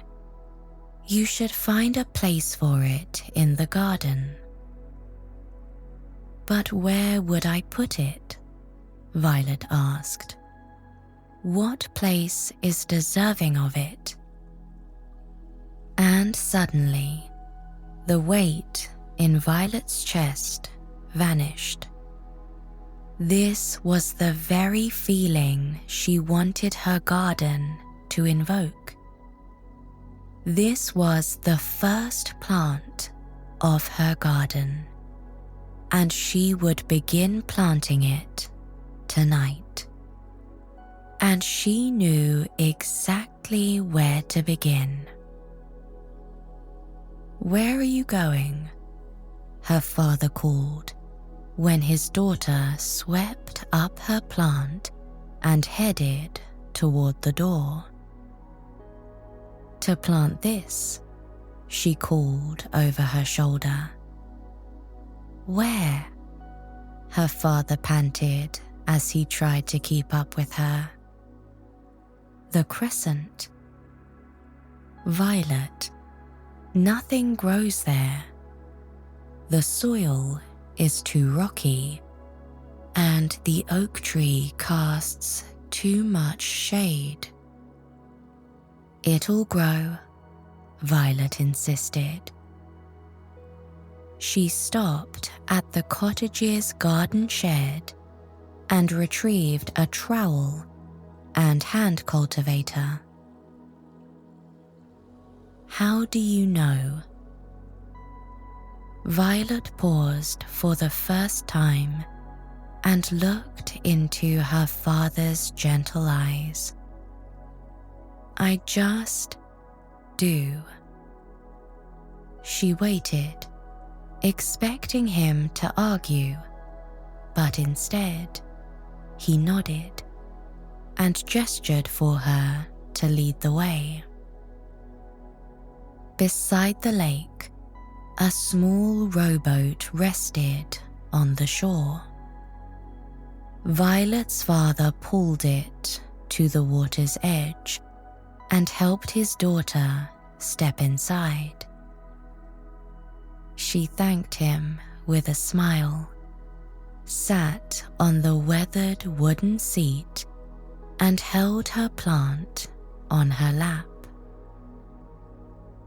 While her father rowed the boat, Violet watched the crescent come into view. The peculiar shaped island, from where it took its name, sat in almost the exact center of the lake. It was rough and rocky, higher on one side than the other, and dominated by a magnificent oak tree. Its leafy canopy shaded most of the island, with its broad limbs stretching out over the water to shelter the tiny bay. The boat glided over the calm lake, leaving ripples in its wake and distorting the stars reflected from high above. Violet's father rowed with slow, even strokes, the oars hardly making a sound as they plunged into the water. Beyond the ancient oak, the castle rose from the darkness, its many windows glowing with cheerful, welcoming light. Violet took a moment to appreciate her home and how lucky she was for everything in her life. She silently thanked the Queen for allowing her and her father to live within the castle's protective walls, the princess for being her friend, and her father for teaching her all she knew. She also thanked the garden for all the joy it brought her, the trees, the flowers, and the earth in which they grew. At last, the boat nudged the soft sand of the island and slowed to a halt. It rocked under Violet's feet as she stood, and her father steadied it with an oar. He gave her a reassuring nod as she stepped into the shallow water and settled in to wait. The tree was even more enormous up close than Violet had thought. It had great, gnarled roots that sprawled across the ground and over the rocks like it was holding the ground with its ancient embrace. As she walked around its great trunk, she marveled at its size and how determined it must be to grow in such a place.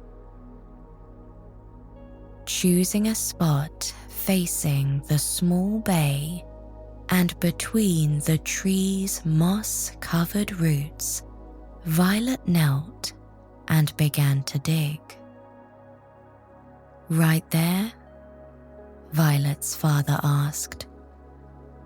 He didn't sound skeptical or judgmental, but interested, hoping to learn from her. "Right here," Violet replied. "It's sheltered from wind and waves and faces the castle so it can feel the sun every morning. It's where I'd want to be if I were a plant." "Me too," Violet smiled. "There," she said, patting the earth around her plant and gently running a finger over its delicate fronds. Do you want to stay a little longer? Violet's father asked when she returned to the boat. Instead of answering, Violet yawned and rubbed her eyes. She was getting sleepy and knew in her heart that her plant would be safe within the protective embrace of the ancient oak. Her father chuckled and steadied the boat once more so she could join him. "It's a full moon tonight," he commented softly as he looked at the sky. Violet turned her gaze toward the canopy above them. The scattered moonlight reached through the foliage and danced over the roots, the rocks, and the single plant amongst them. Just as her father picked up the oars, the budding flower seemed to glow all on its own. "Wait," Violet said, rising to her feet and leaning out over the bow. "Look." Together, Violet and her father watched as the flower began to open. The light moved within the bell-shaped blossom, like someone moving a candle behind a closed curtain. With each movement, a sprinkling of blue sparks rained from the bloom and faded into nothingness before they touched the ground. Then, slowly, like the sun slipping over the mountains, a tiny winged figure emerged from the flower.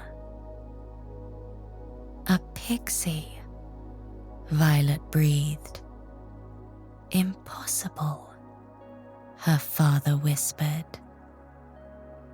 And yet, there she was, a little fairy who glowed with soft blue light. She slowly flew toward the boat, her butterfly-like wings leaving a trail of sparkling dust behind her. Violet held out her hand, and the pixie landed in her palm. Her father gasped, but remained still so as not to frighten the magical little creature.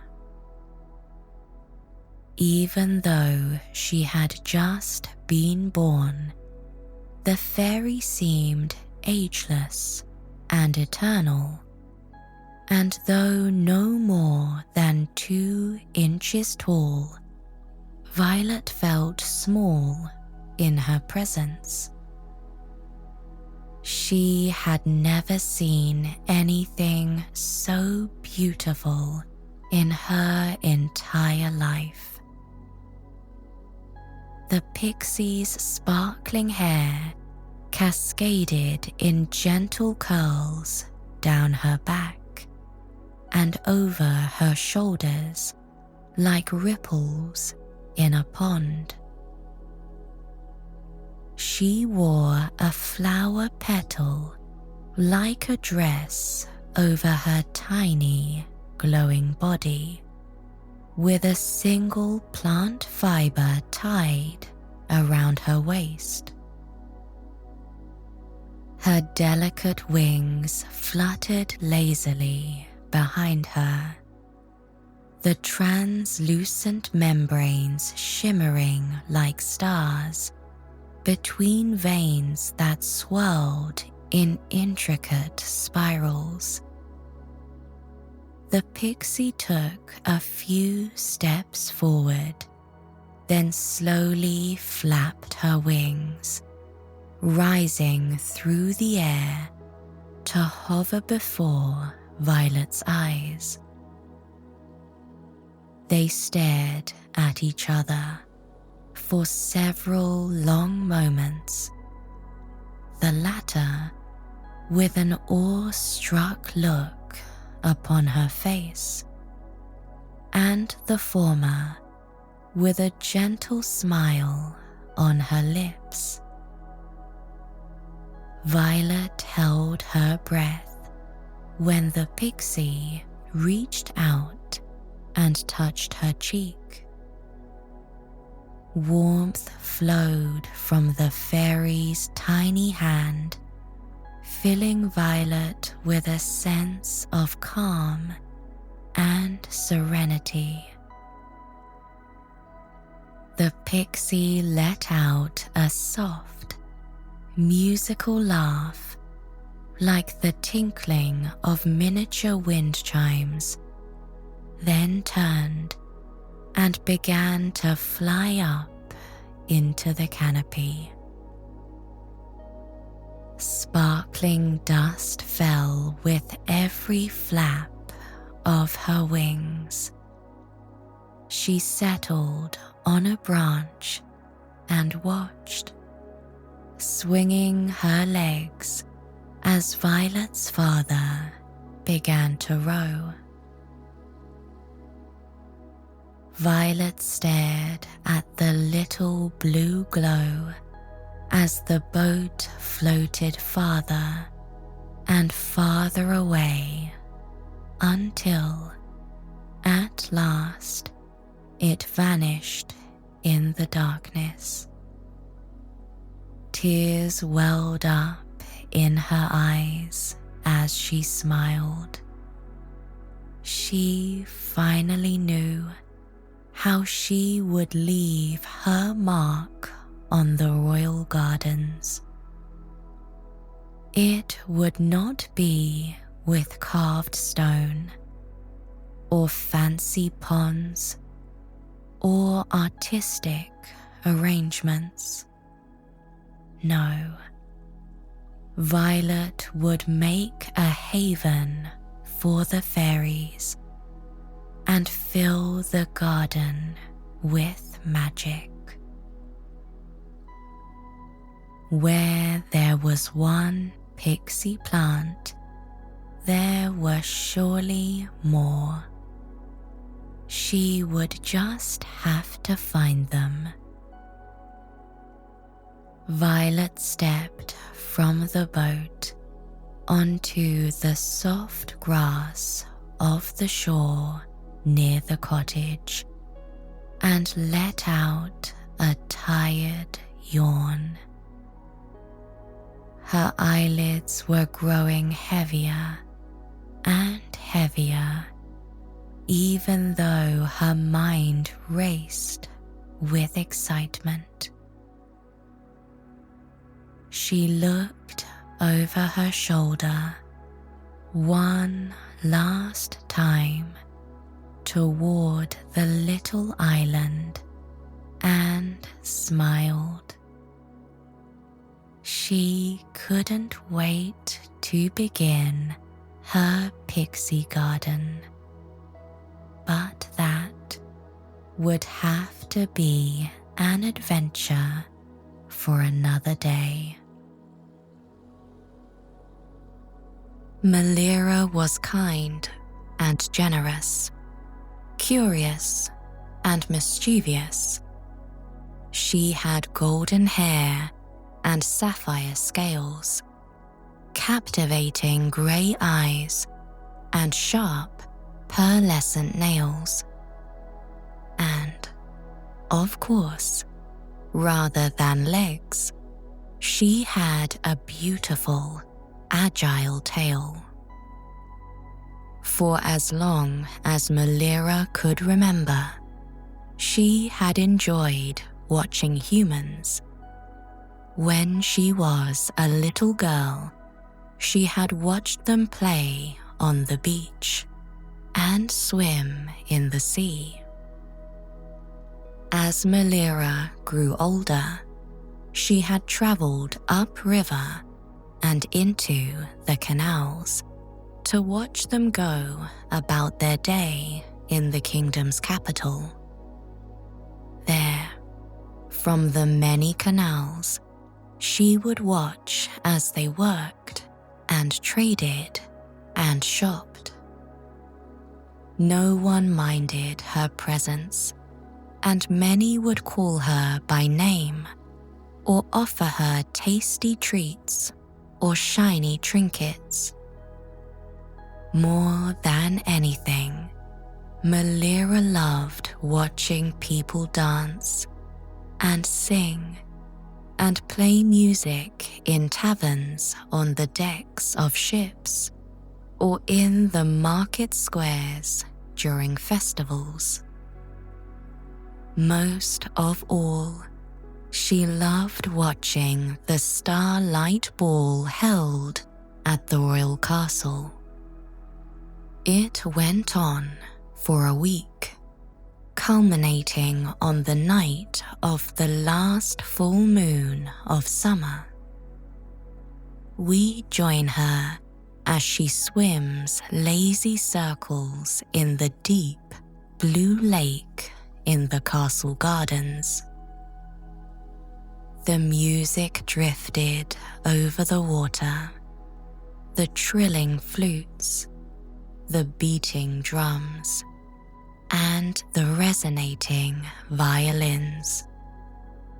It was beautiful, especially when the performers began to sing. The sound was entrancing, and Mollira closed her eyes, basking in the melody as the water caressed her scales.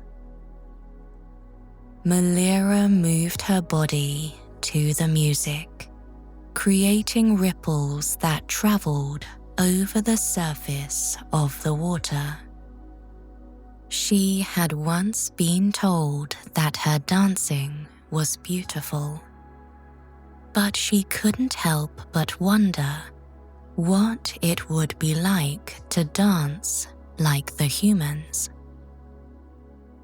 Even though Mollira couldn't see the dancers from the lake, she could see their shadows through the windows of the ballroom.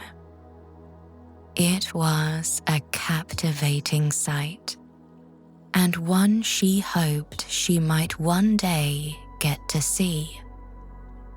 She remembered the first time she had watched the Starlight dance from the lake, and how entrancing it had been to watch the gliding, graceful figures as they twirled and swayed and jumped. She hadn't been able to sleep for days afterward, and the music had played in her head for even longer. With a sigh, Mollira swam to a rock near the edge of the lake and hauled herself on top of it, with only the end of her tail trailing in the water. She folded her arms, rested her head on top of them, and listened to the music. She stayed there until the last notes faded away and her dry scales began to itch. Already longing for the following night, Mollira slipped back into the water and dove down into the lake.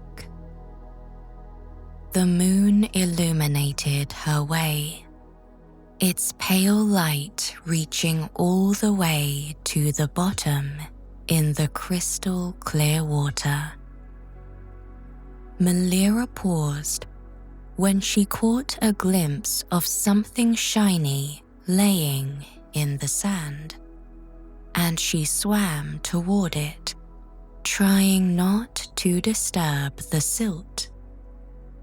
She held her breath as she neared the gleaming object. Though she could breathe water, the silt would linger in her lungs, causing her to cough up mud for days. It was a coin, Mollira realized when she reached the bottom of the lake. She grabbed it in her hand, twisted around, and lunged toward the surface, not daring to breathe until she broke free of the water. She looked down and grimaced when she saw the trail of fine sand behind her and felt it clinging to her scales. Opening her hand, Mollira examined the shiny little treasure resting on her palm. The coin gleamed in the moonlight, its golden surface just as shiny as the day it settled on the bottom of the lake. It had a side profile of a former Ember Isles queen on one side and a map of the kingdom on the other.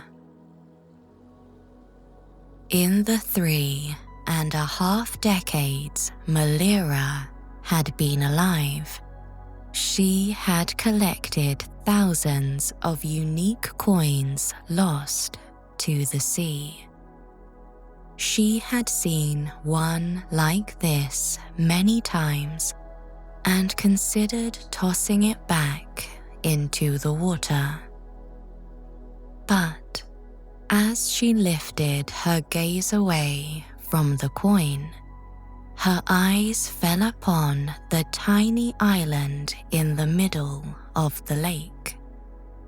The humans called it the Crescent, due to its unique shape. Until a few years ago, the only things growing on the rocky, inhospitable bit of land was a lone, magnificent oak tree. But now, covering all the sharpest projects of stone, was a thriving garden. Ferns, flowering bushes, decorative grasses, stunning blooms, and other vibrant foliage blanketed the island, planted there by the royal gardener's daughter. Nestled among the plants was a shallow stone basin, resting upon a slender pedestal. Birds often splashed in the water, bathing themselves before perching on the sprawling limbs of the tree. Mollira had watched humans toss money into fountains, wells, and even the city's canals. Each one was accompanied by a secret wish, said in a quiet whisper as the coin settled to the bottom. With a sad smile, knowing it was hopeless, Mollira swam closer to the island. She got as close as she could get, then glanced up at the moon and made a wish. I wish that I might know what it's like to dance with the humans, even if just for one night. Mollira tossed the coin as the last word left her lips and watched as it landed with a satisfying plunk in the center of the basin. There was a faint metallic clink as the coin hit the bottom, followed by a tiny flash of pale blue light. She furrowed her brow with a frown and stared at the basin, wondering if her eyes had played a trick on her or if she had really seen it. She could have sworn she saw a flash of pale blue light emanate from the water when the coin had hit the bottom. But it was so faint and happened so quickly, she couldn't be certain. With a final glance toward the warm glow of the castle windows, Mollira sighed and dove into the lake once more. She swam to the bottom and into the rough tunnels through which clear, fresh water rushed up from deep beneath the earth. There was something special about natural spring water. It almost tasted sweet, and she savored the feeling as it passed over her lungs. Mollira followed the maze of passages until she reached one that emptied into a reservoir in the city. The walls gradually shifted from natural rock to carved stone, and from carved stone to rectangular bricks. The man-made lake overflowed into one of the canals, which Mollira followed until she reached the harbour. There, she settled into the cozy underwater cavern she called her home, and curled up on her bed of soft kelp. Mollira spent the next morning swimming with dolphins, seals, and whales. Then, feeling mischievous, she started tangling up the lines of fishermen or attaching boots, buckets, and other rubbish to their hooks. She giggled as they hauled up crab pots she had stuffed with empty seashells, or the nets she had filled with rocks. As the afternoon stretched toward evening, Mollira returned to the city. From the canals, she watched women in elegant dresses and men in fine doublets emerge from inns, houses, and taverns and enter carriages heading toward the royal castle. They talked and laughed in excited voices, all of them looking forward to the last night of the Starlight Ball. The final evening of the ball was Mollira's favorite as well. The entire celebration was held outside in the gardens, with dozens of events scattered throughout them. There would be food and drinks, card games and scavenger hunts, musical performances, and poetry recitals. The dance itself began as soon as night fell, and people would dance and sing until the first light of dawn. Mollira returned to the castle lake and settled in to watch the festivities. The setting sun painted the pale stone walls of the castle in vibrant shades of orange and yellow, and gleamed on the lake like fire. No one noticed the mermaid as she drifted around the lake, watching the various events.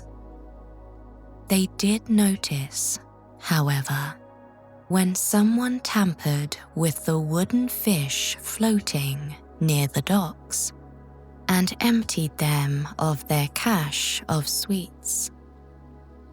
Mollira chuckled and popped another candy in her mouth as someone caught yet another empty fish in their search for the grand prize. She had left the handful of golden coins in that one, having no use for the money. Mollira crossed the lake once more, this time passing by the crescent on her way to watch an archery competition.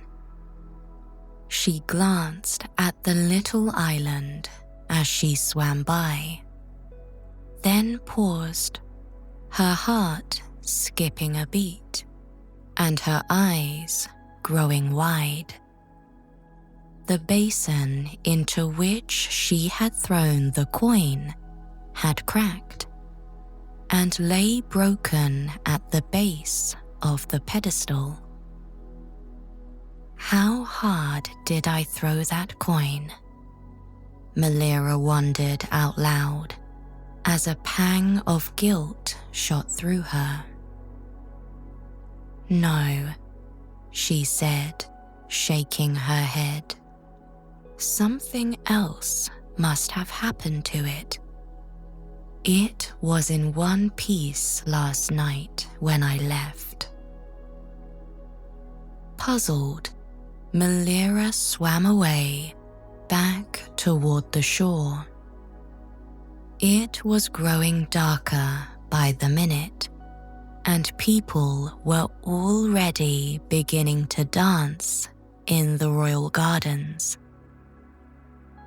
When night fell and millions of stars dotted the sky, the music began in earnest. Some people lingered at the various activities, but most gathered in the cobbled courtyard beneath the brightly glowing lamps. Tears welled up in Mollira's eyes as she watched the humans dance. Among them twirled the young princess, Mila, whose mother, Queen Tatiana, watched from atop a dais. Mollira had watched the princess grow up from a little girl to a kind and clever teenager. She couldn't help but smile as she watched Mila dance with her father, then her tutor, then the captain of the royal guard. She'll be a good queen someday, Mollira murmured, just like her mother. Said a tiny voice in Mollira's ear. At the same time, a shimmering blue glow appeared at the mermaid's shoulder. Mollira whipped her head around and saw a tiny winged figure hovering beside her. Startled, she flinched and jerked away. A wave of water splashed the pixie and threw her into the lake. She floundered like a drowning bee, coughing and spluttering as her glittering wings flapped uselessly in the water. Mollira reacted at once, scooping up the little pixie and holding her in her hand. The little fairy dropped to her knees as she tried to catch her breath. Still coughing, she stood on Mollira's palm and put her fists on her hips, a scowl upon her tiny, beautiful face. "I'm so sorry," Mollira apologized in a soft voice. "You scared me." With a huff, the pixie fluttered her wings, sending droplets of water flying as she dried off. She ran a hand through her glowing hair, then took a deep breath and looked up at Mollira. Breaking into a smile, she took flight and flew in a slow circle around the mermaid, examining her with a thoughtful expression. The pixie came to a stop and hovered in place for a moment, then wrapped her arms around one of Mollira's fingers and pulled. "Do you want me to go with you?" Mollira asked. The pixie nodded, and Mollira began to follow her. The little fairy led her into shallower and shallower water until her scales grazed the pebbled bottom. "I can't go," Mollira began, her words cutting off with a gasp as the breath suddenly rushed from her lungs. She fell forward onto her hands as a wave of intense pressure traveled down her body. She watched, terrified, as her scales began to move before her eyes, lifting and shifting as they glowed with a faint blue light. Mollira's sapphire scales floated to the surface like a mat of lily pads. Trembling, Mollira rolled over onto her back and lifted her tail from the water. She stifled a scream when she saw not a tail devoid of scales, but a pair of human legs and feet. "What did you do to me?" Mollira breathed as she wiggled her toes.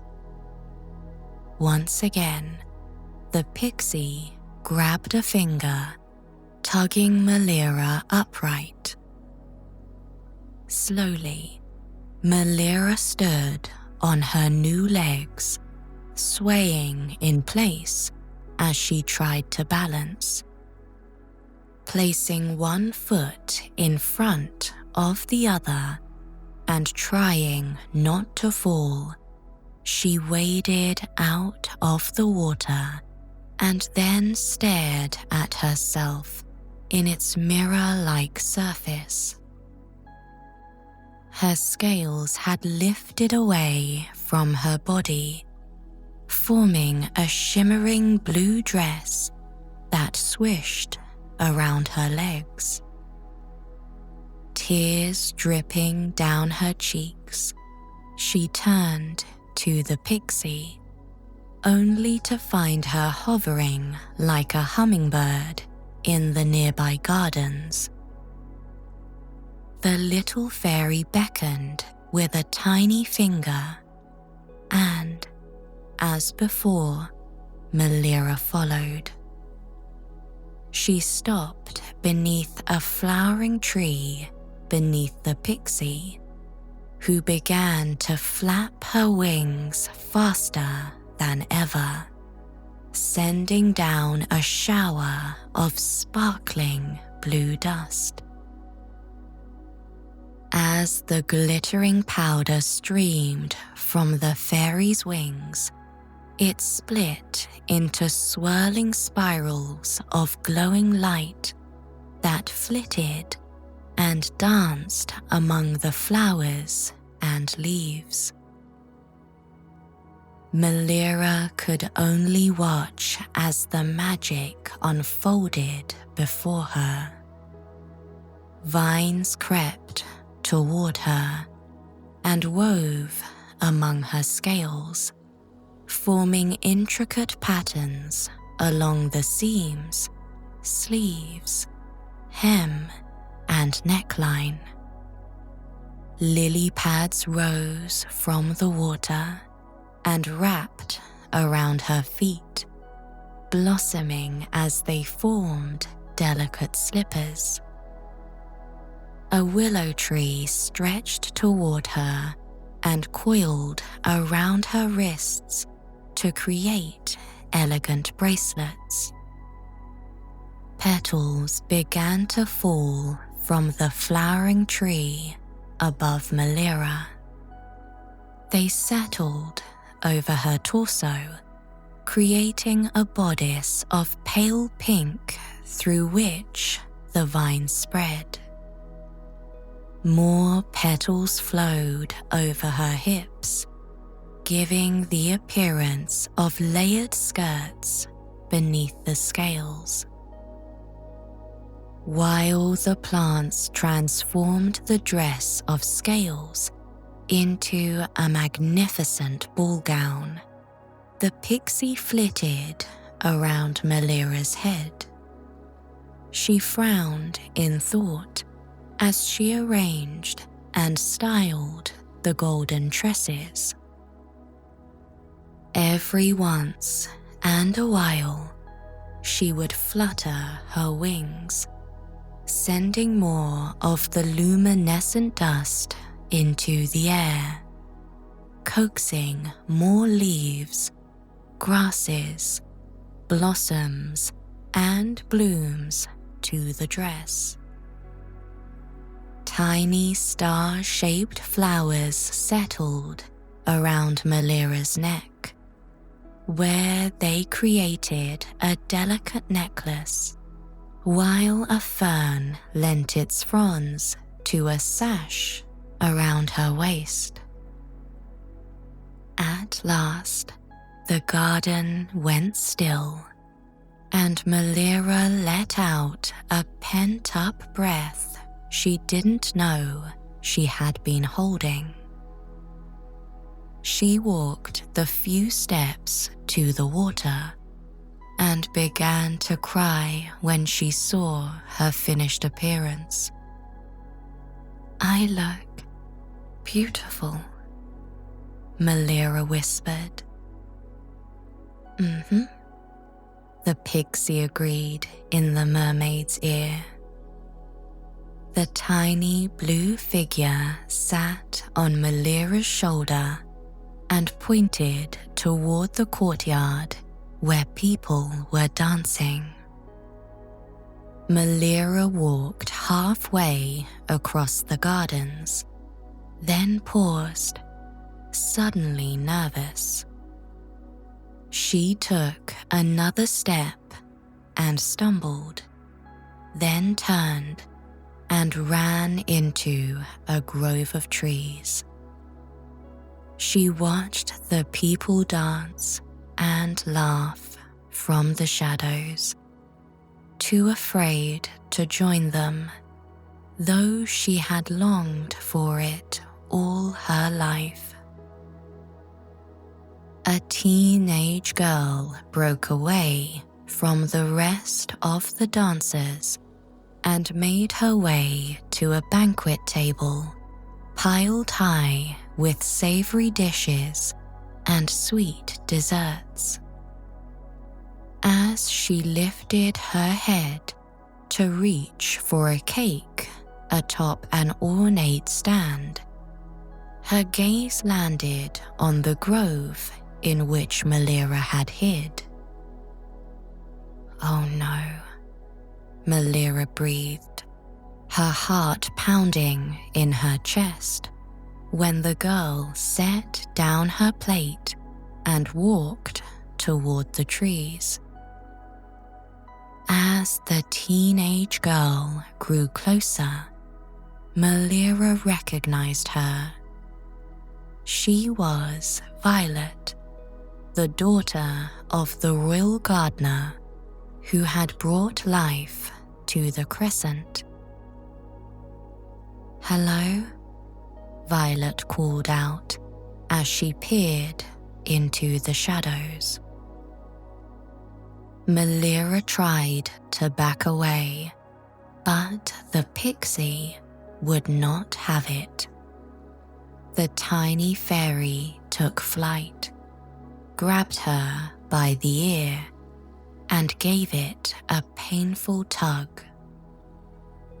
"Ouch," Mollira grumbled, shooting a glare at the pixie. "Is someone in there?" Violet asked. "What are... Oh, Glimmer," she exclaimed, greeting the little fairy by name. The pixie flew out from the trees and landed on Violet's shoulder, where she crossed her arms and stared at Mollira. "Don't be afraid," Violet said in a soft voice. "Why don't you join us?" Violet held out a hand, and, after a moment, Mollira took it. Taking a deep breath, Mollira left the shelter of the trees and stood in the warm glow cast by the castle windows and the many lamps, candles, and bonfires around the gardens. Violet complimented Mollira's magical gown and told her she looked absolutely beautiful. Mollira murmured her gratitude as tears welled in her eyes again. The girl blushed when she returned the kind words. "It was my mother's," Violet said, smoothing the front of her lilac-colored dress, "before she..." "Violet," someone called as they walked at a quick pace across the gardens. "There you are," they added.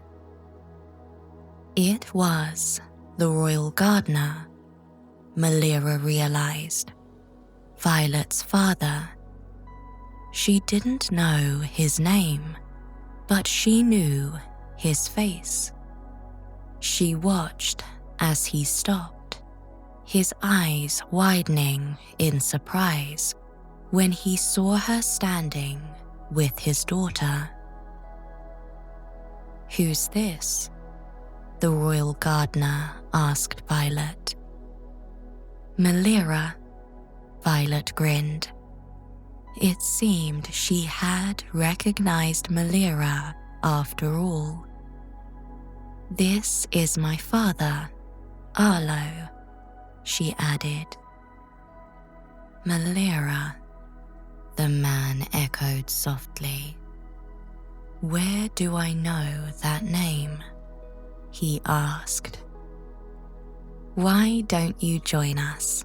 Violet said, before Mollira could respond. She took the mermaid by the hand again and urged her toward the courtyard and the cheerful festivities. Mollira swallowed her fear and followed the teenage girl, the royal gardener only a few steps behind. Together, they wandered the perimeter of the courtyard, stopping at the many tables, stands, and booths arranged around it. At a banquet table, Mollira sampled dozens of desserts, like honey cakes and lemon drops, toffee pudding, and custard tarts with cherries on top, strawberry cream, and frozen juice pops. She had never eaten anything like them before and could have spent the whole night trying the food alone. Now that Mollira was closer to the dancers, she saw that many wore black masks over their eyes and the top of their nose. Each was studded with bits of glass that glittered like the night sky.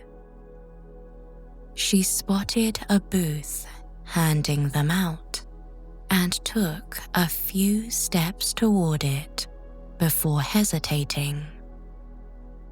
Violet, with a kind smile and without a word, went to the table, purchased a mask, and held it out to Mollira.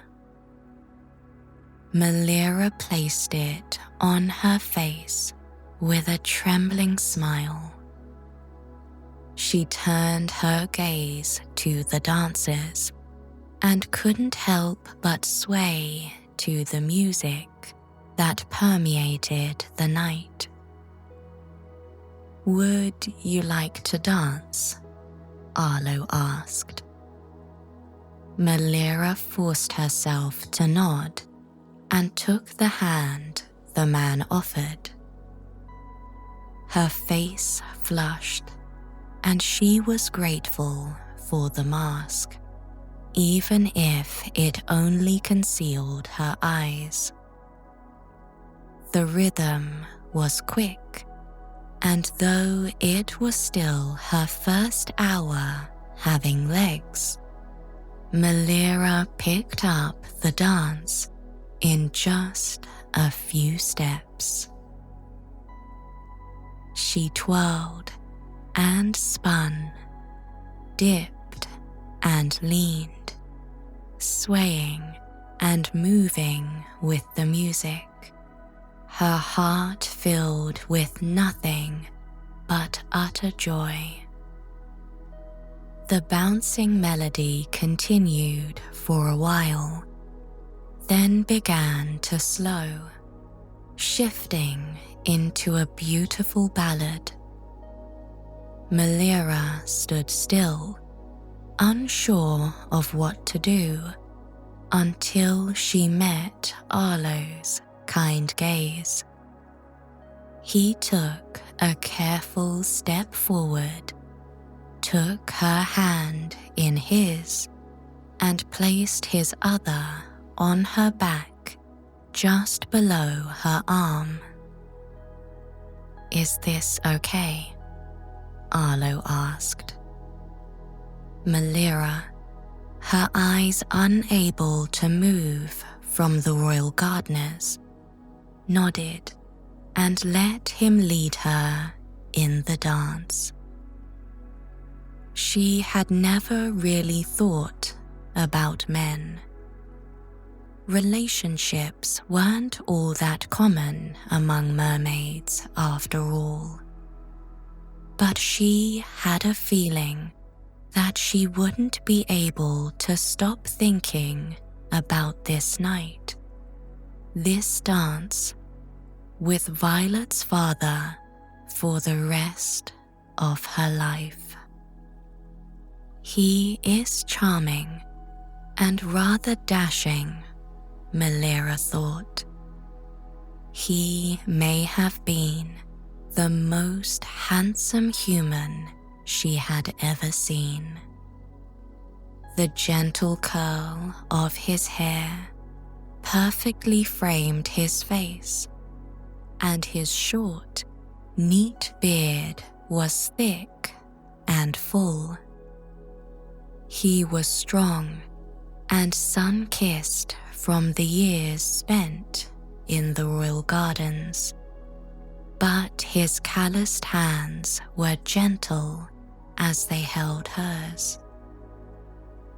Mollira didn't know how long she danced with the royal gardener, but all too soon the air began to feel dry and her dress began to itch. Dreading what it meant, she searched the crowd for glimmer and felt her heart sink when the pixie nodded. Looking up, Mollira realized the sky was growing lighter. The first rays of the sun would break over the mountains any moment. Her dress began to feel tight around her torso and legs as her scales began to return to her skin. "I have to go," Mollira choked out, tears spilling from under her mask for what felt like the dozenth time that night. Before Arlo could respond, she broke free of his embrace and took off at a run. The flowers, vines, and leaves began to fall from Mollira's body until only scales remained. It was growing harder to keep moving, and she knew she had to reach the lake. Just as her legs fused together and her tail returned, she hit the water with a splash. "Wait," Arlo cried out as Mollira heaved herself into deeper water, leaving a trail of petals in her wake. Still crying, Mollira plunged into the water, diving deeper into the lake until she could no longer hear him calling after her. Beneath the water, Mollira, once again a mermaid, found her tears were no longer mournful but grateful. She was sad to leave the royal gardener without a proper farewell, but she had gotten her wish. She had danced with the humans, and it had been the greatest night of her life. Mollira returned to the lake the next night and found Arlo standing on the shore. Their eyes locked, and they shared a smile. before she dove back down into the water. They did this every night until the full moon, when, under its pale light, Mollira felt a familiar sensation pass over her body. She swam toward the shore, her speed slowing as her tail vanished once more and her scales fell from her skin and became a dress. This time, when Mollira stood in the shallows, the royal gardener ran into the water and into her waiting embrace.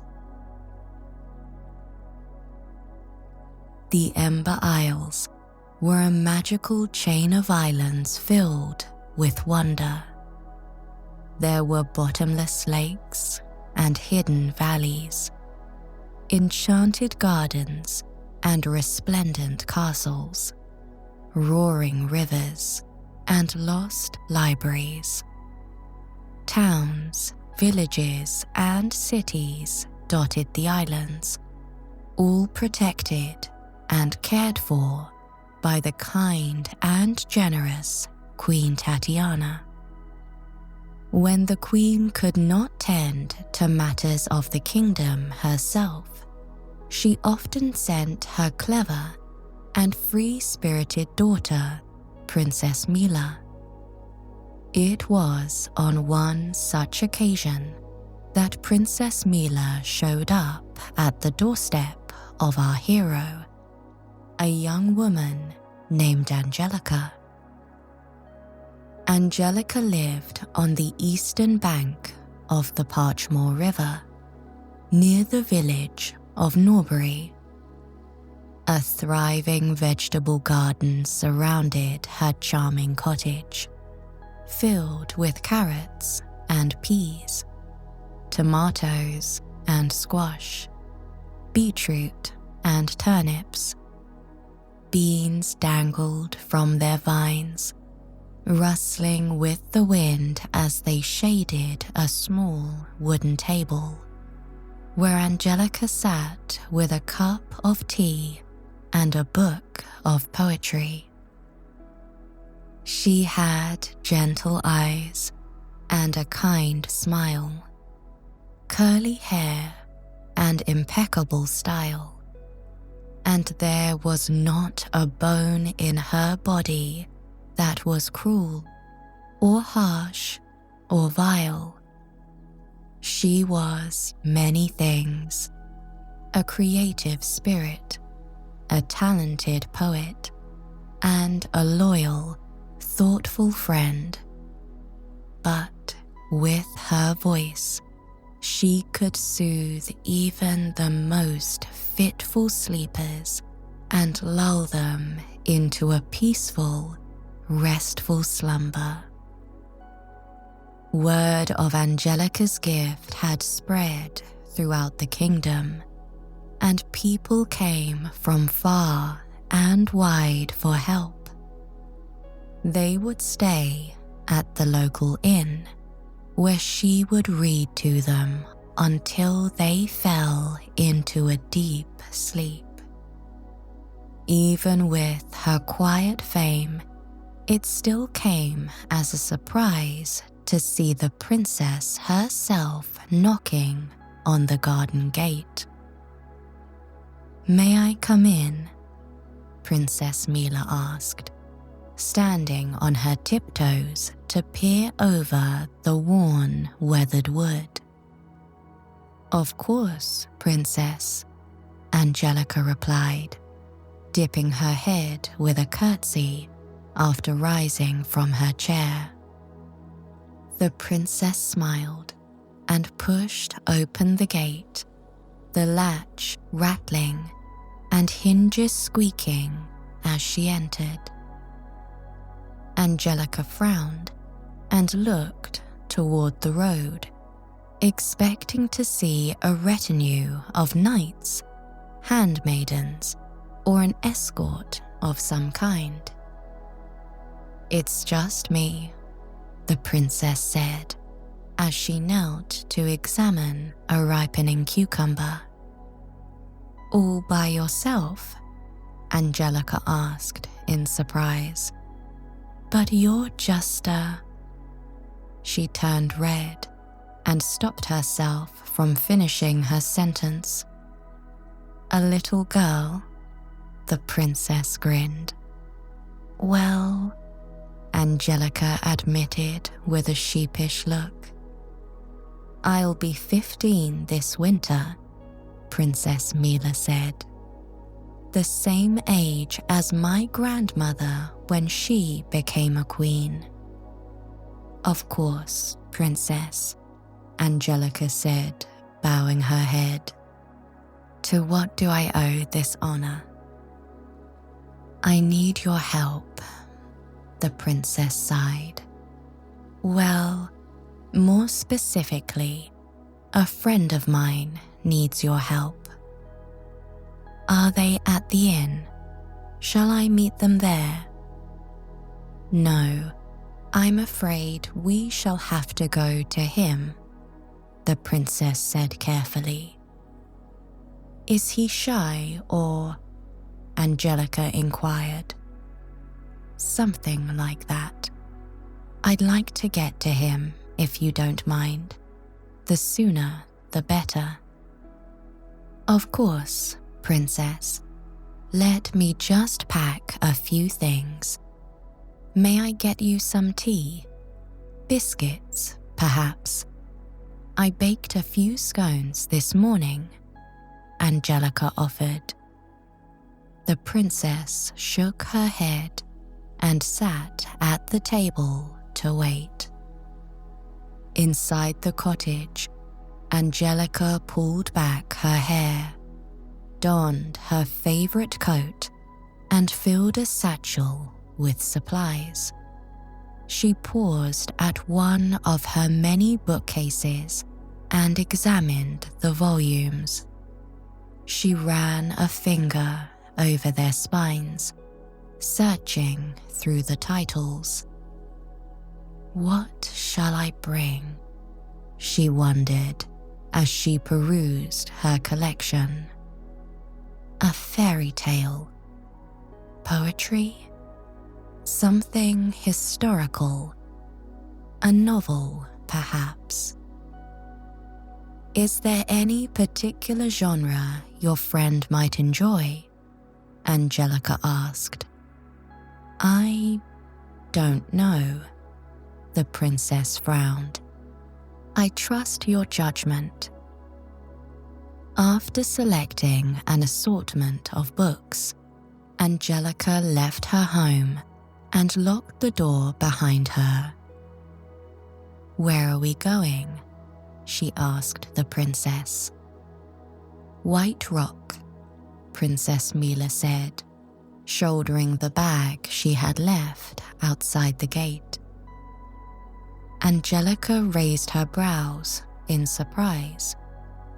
It had been a while since she had left Norbury, let alone the island. To reach White Rock, they would have to travel from the heart of the Ember Isles all the way to the western edges. Most of those islands were home to small farms that produced much of the kingdom's lavender, berries, and honey. As far as Angelika knew, the tiny island of White Rock was uninhabited due to its steep cliffs and mountainous terrain. The princess's friend must really be shy if he lived in such a place. Shaking her head, Angelika adjusted the strap of her bag on her shoulder and followed the princess from the garden. As they walked, they discussed their mutual love of books.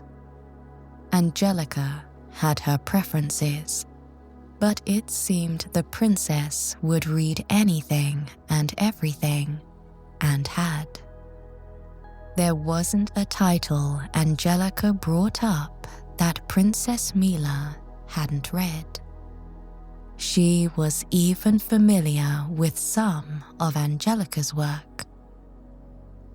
You submit to the Writers' Festival almost every year, the princess explained.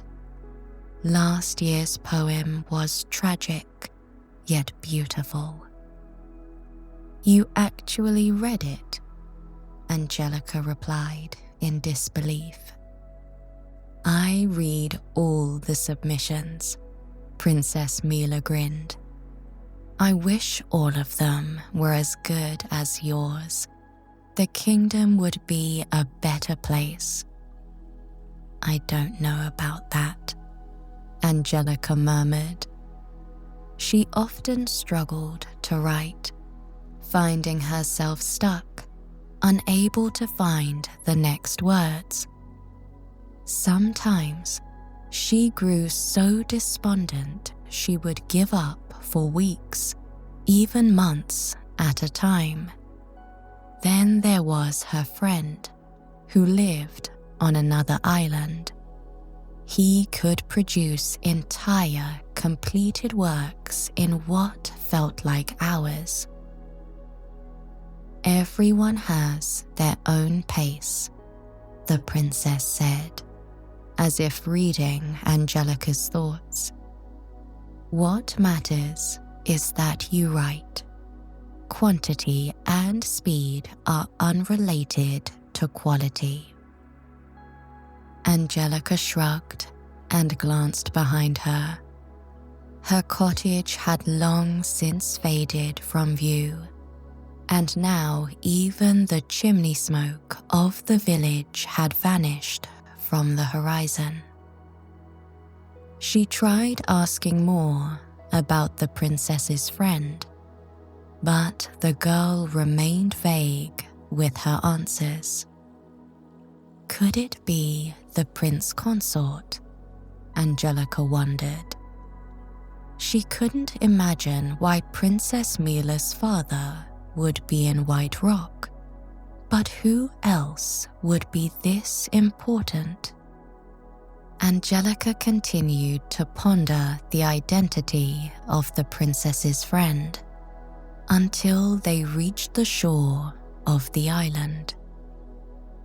There, the grasses and trees gave way to a wide stretch of soft, white sand studded with boulders and driftwood worn smooth by the sea. With the sun now high in the sky and the warm sea air blowing around them, Angelika and Princess Mila removed their jackets and shoes to walk barefoot on the beach.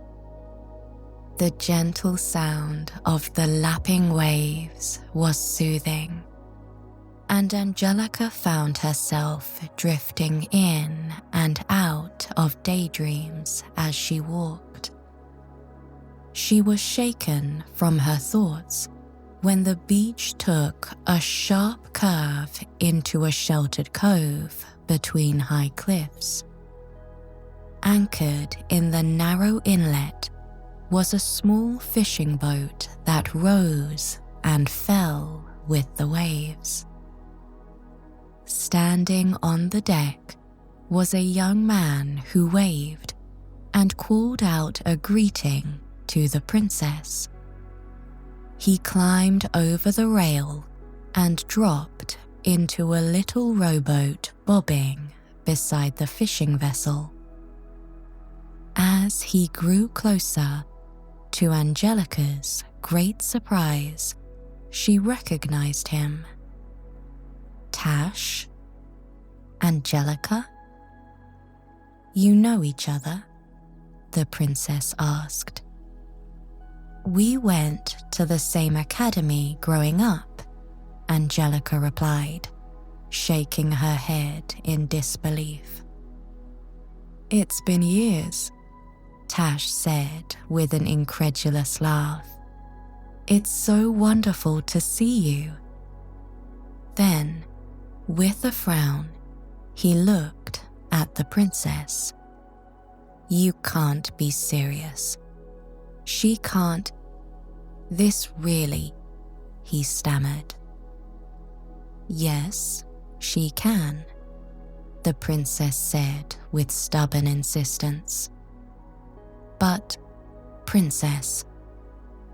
Princess Mila crossed her arms and stared at Tash until he held up his hands in resignation. Angelika frowned. "Who is this friend, Princess?" "I'll tell you once we're on our way," the princess promised. "Now, can we get going?" With a sigh, Angelika stepped into the little rowboat and sat across from Tash. It was strange seeing him so far away from the capital, let alone in the countryside. She climbed up onto the deck of the fishing boat and leaned against the railing. There she settled in to wait until they were out at sea, before summoning the courage to ask Tash the questions burning in her chest. "Last I heard, you were going to attend the Royal Academy in Dawnspire," Angelika began. "To study medical law," she guessed, trying to remember. "I did," Tash replied. He went on to explain that he had first met Princess Mila on his visits to the castle library. He went there often enough that soon they became familiar. "A library," Angelika chuckled. "Not the tavern or the old meadery." "Actually," Tash laughed, "I would see her at the meadery from time to time. Her friend Violet's father is the royal gardener, and he would often come to deliver honey. She and Princess Mila liked to accompany him." "And how did you wind up here, captaining a little boat?" Tash laughed again. He told Angelika that several years ago, he had offered the despondent princess his help if she ever needed it. He had forgotten the incident until the princess came to collect that favor, landing him here, of all places. Angelika smiled and shook her head. Tash was never one to back down. Once he gave his word, that was it. Even, apparently, if that meant borrowing a fishing boat and sailing all over the Ember Isles. "So why are we going to White Rock?" Angelika asked. She was speaking to Tash, but aimed the question at Mila. The princess looked up from her book, which she was reading by the mast, and let out a sigh. "A promise is a promise," she sighed. "My friend is very shy," she said. "He likes to keep to himself, but he hasn't been able to sleep for weeks, and it's made him rather irritable." "That's one way to put it," Tash muttered. "You should see what he did to the neighboring towns." "What do you mean?" Angelika asked.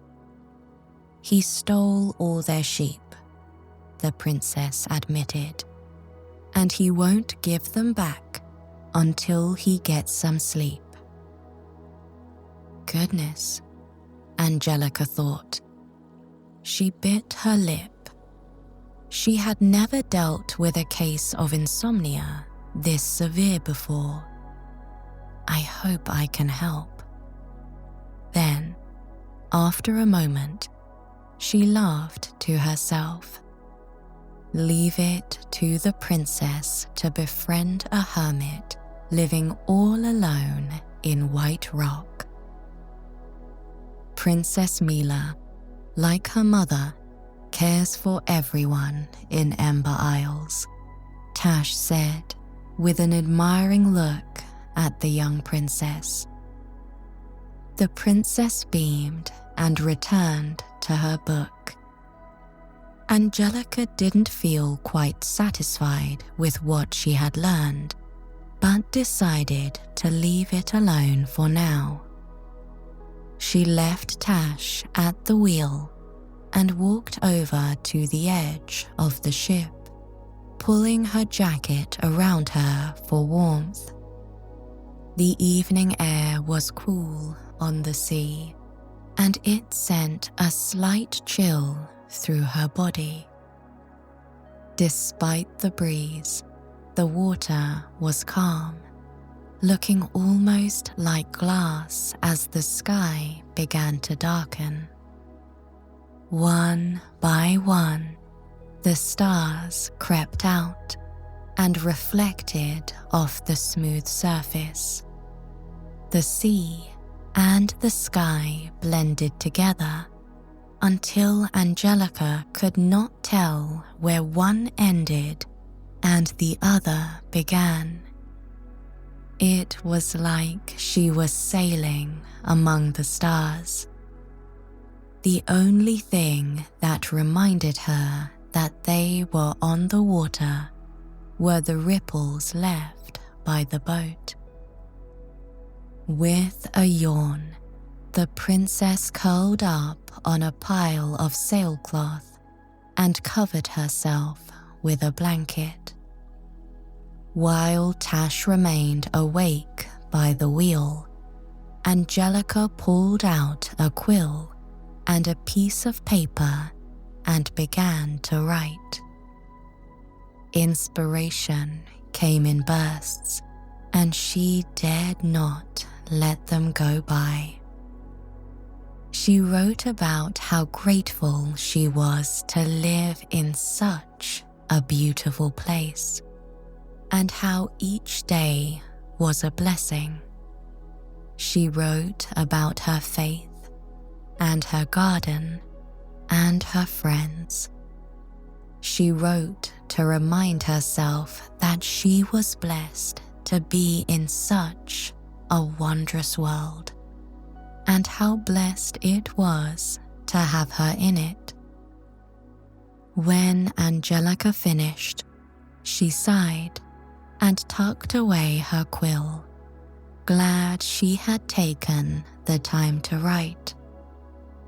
A short distance away, Princess Mila yawned and stretched beneath her blanket. "Good morning, Princess," Tash said. "It's still nighttime, Tash," Princess Mila said with a sleepy smile. "But it is after midnight," Tash smirked. The princess rolled her eyes and walked to the front of the ship. Angelika followed her and looked out over the water. The mountainous form of white rock was looming before them. The steep walls of stone rose from the narrow pebbled beach and stretched toward the sky. Tash sailed the ship right up to the beach, telling everyone to hold on as it ground to a halt. He jumped out first and held out a hand for the princess. She ignored him and hopped to the ground with the grace of a cat.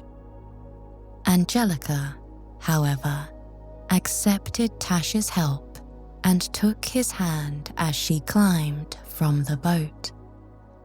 The princess took the lead, with Tash and Angelika left to follow. They made their way from the beach to a path winding up and away from the gently lapping water. Hundreds of sheep tracks covered the hard-packed earth, but there were no signs of the animals themselves. "Where does this friend of yours live?" Angelika asked as the trail led higher and higher. "Not much farther," Princess Mila replied.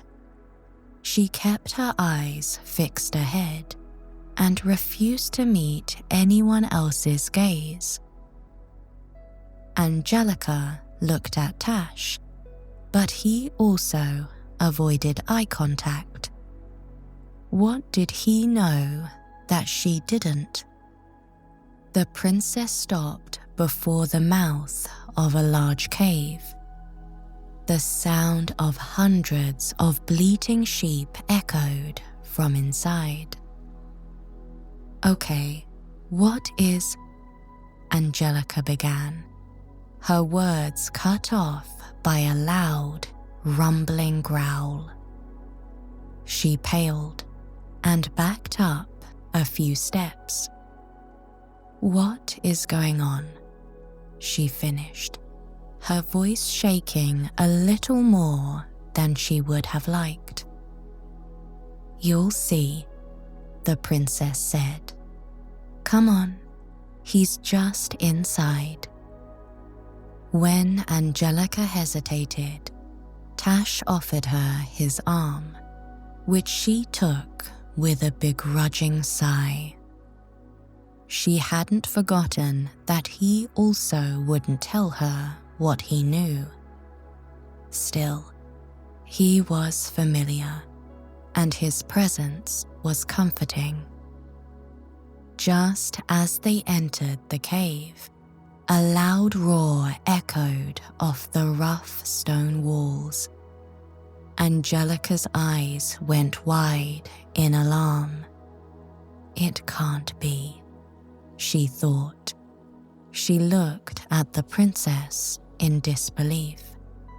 She can't believe that. "Come on," the princess urged, grabbing Angelika's hand and dragging her forward. When the cave opened up into a large cavern, Angelika's disbelief turned to a mixture of fear and bewilderment. There, surrounded by sheep, was a giant black dragon. Its yellow, bloodshot eyes darted around, lingering on first one sheep, then another. After a while, it would close its eyes, let out a frustrated growl, and shoot a jet of flame in the air. "Is it?" Angelika whispered. "He's counting sheep," the princess nodded. He started with one flock, but he would count all of them before he managed to fall asleep. So he took more of them. But now there's so many that he can't keep track of them. Angelika's mouth fell open. She looked over at Tash, and he gave her an apologetic shrug. Then she looked back at the princess. "What do you expect me to do for him?" she asked in a loud whisper. The dragon snapped his jaws shut, realizing he was not alone with the sheep. He lifted his great head and stared in the direction of the three humans with narrowed eyes. "It's just me, Avalion," Princess Mila said with a wave. The dragon grumbled and looked around at the sheep before giving the princess what seemed to be a pleading look. "I know," the princess said with a sympathetic smile, "but I brought help." With a begrudging groan, the dragon turned and picked his way through the sheep. They milled about him like white, fluffy clouds as he moved toward a large stone shelf at the rear end of the cavern. Angelika, still skeptical and afraid, followed the fearless princess toward the dragon. Tash stayed at her side, keeping himself between her and the sheep. He helped Princess Mila scramble up the stone ledge, then offered his knee to Angelika. She carefully placed her foot on his leg, then stepped into his hand with the other. "He makes a good ladder, doesn't he?" the princess said with a smile. Somehow, she seemed entirely at ease around the dragon. Behind the princess, Avalion was circling around on top of a pile of what appeared to be half the blankets in the kingdom, trying to get comfortable. He stomped on them with his hind feet and scratched at them with the claws on the end of his wings. He finally laid down with a huff, which sent a tiny burst of flame from his nostrils.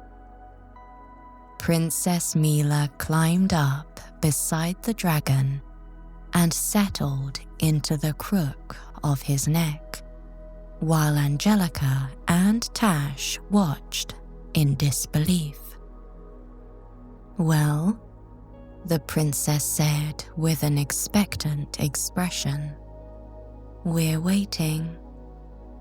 What would you like me to do?" Angelika asked.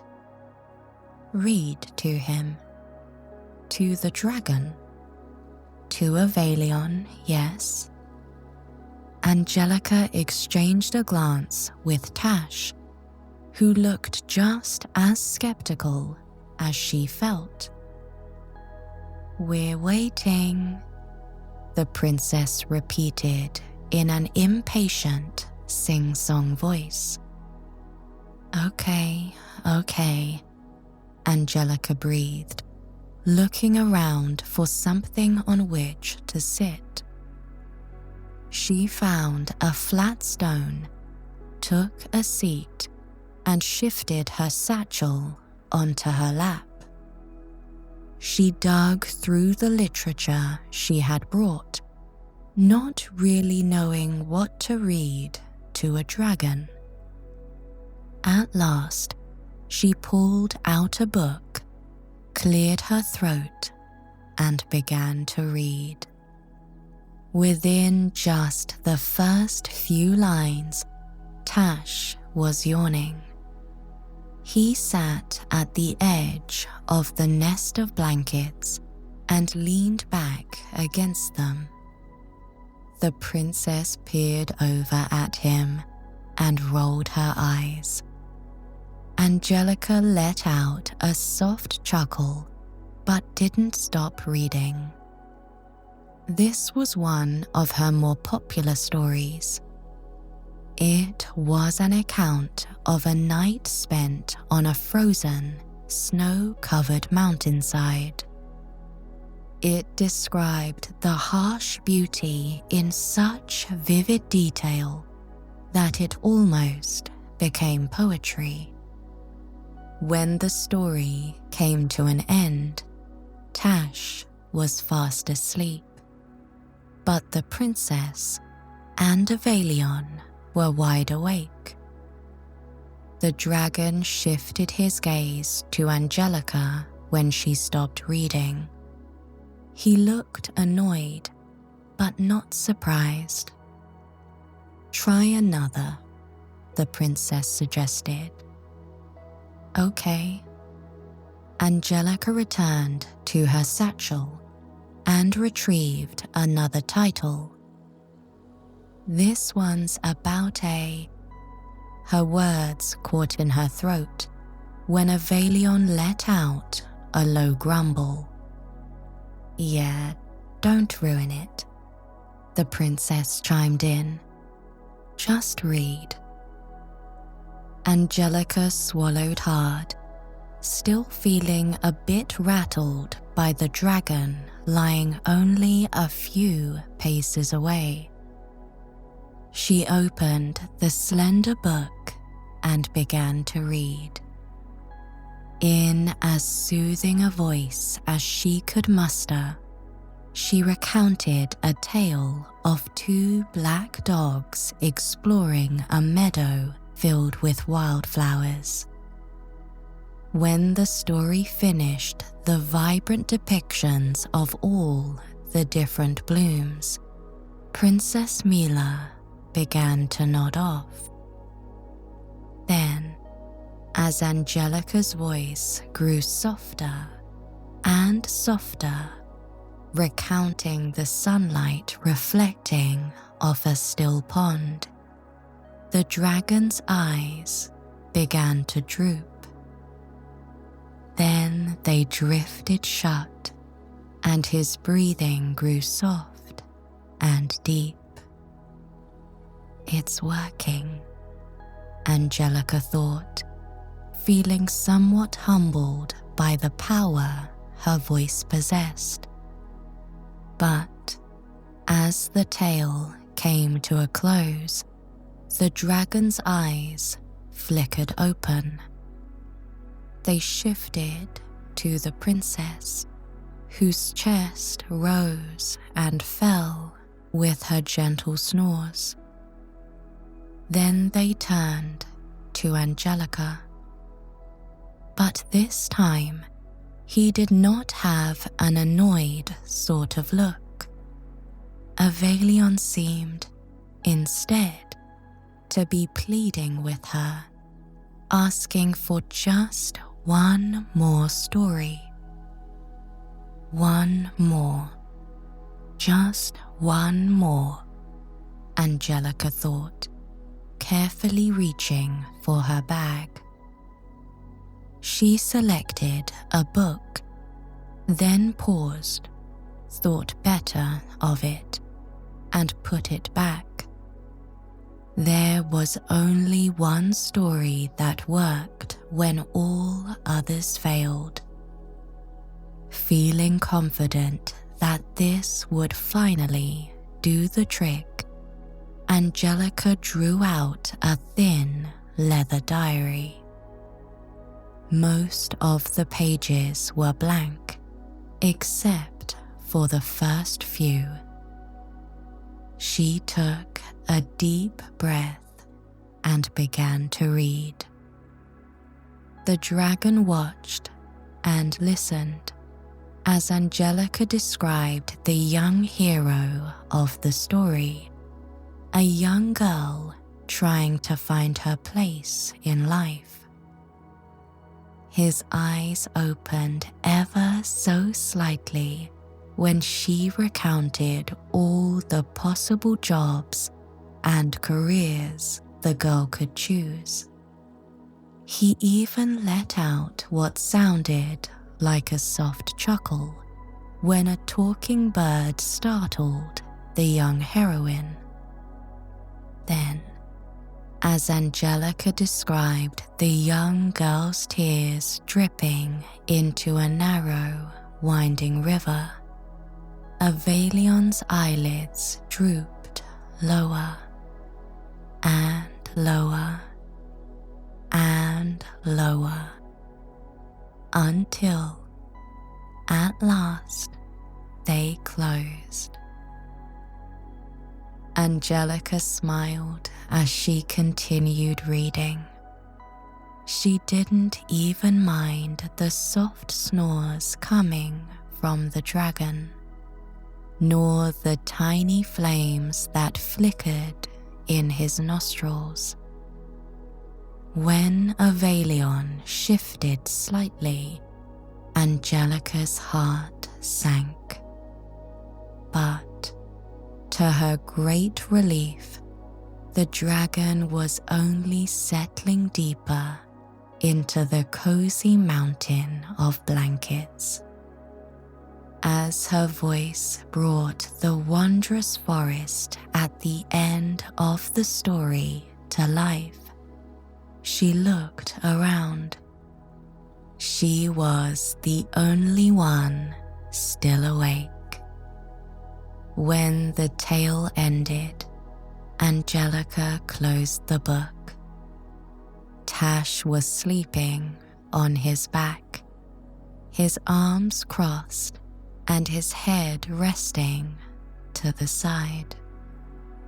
Below her, the sheep were clustered together like a great sea of fluffy white clouds.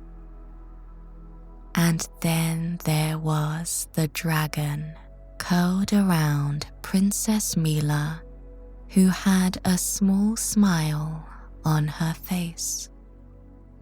Angelika covered her mouth as she yawned. She placed the book back into her satchel, laid down a little way from Tash, and pulled the corner of a soft, grey blanket over herself.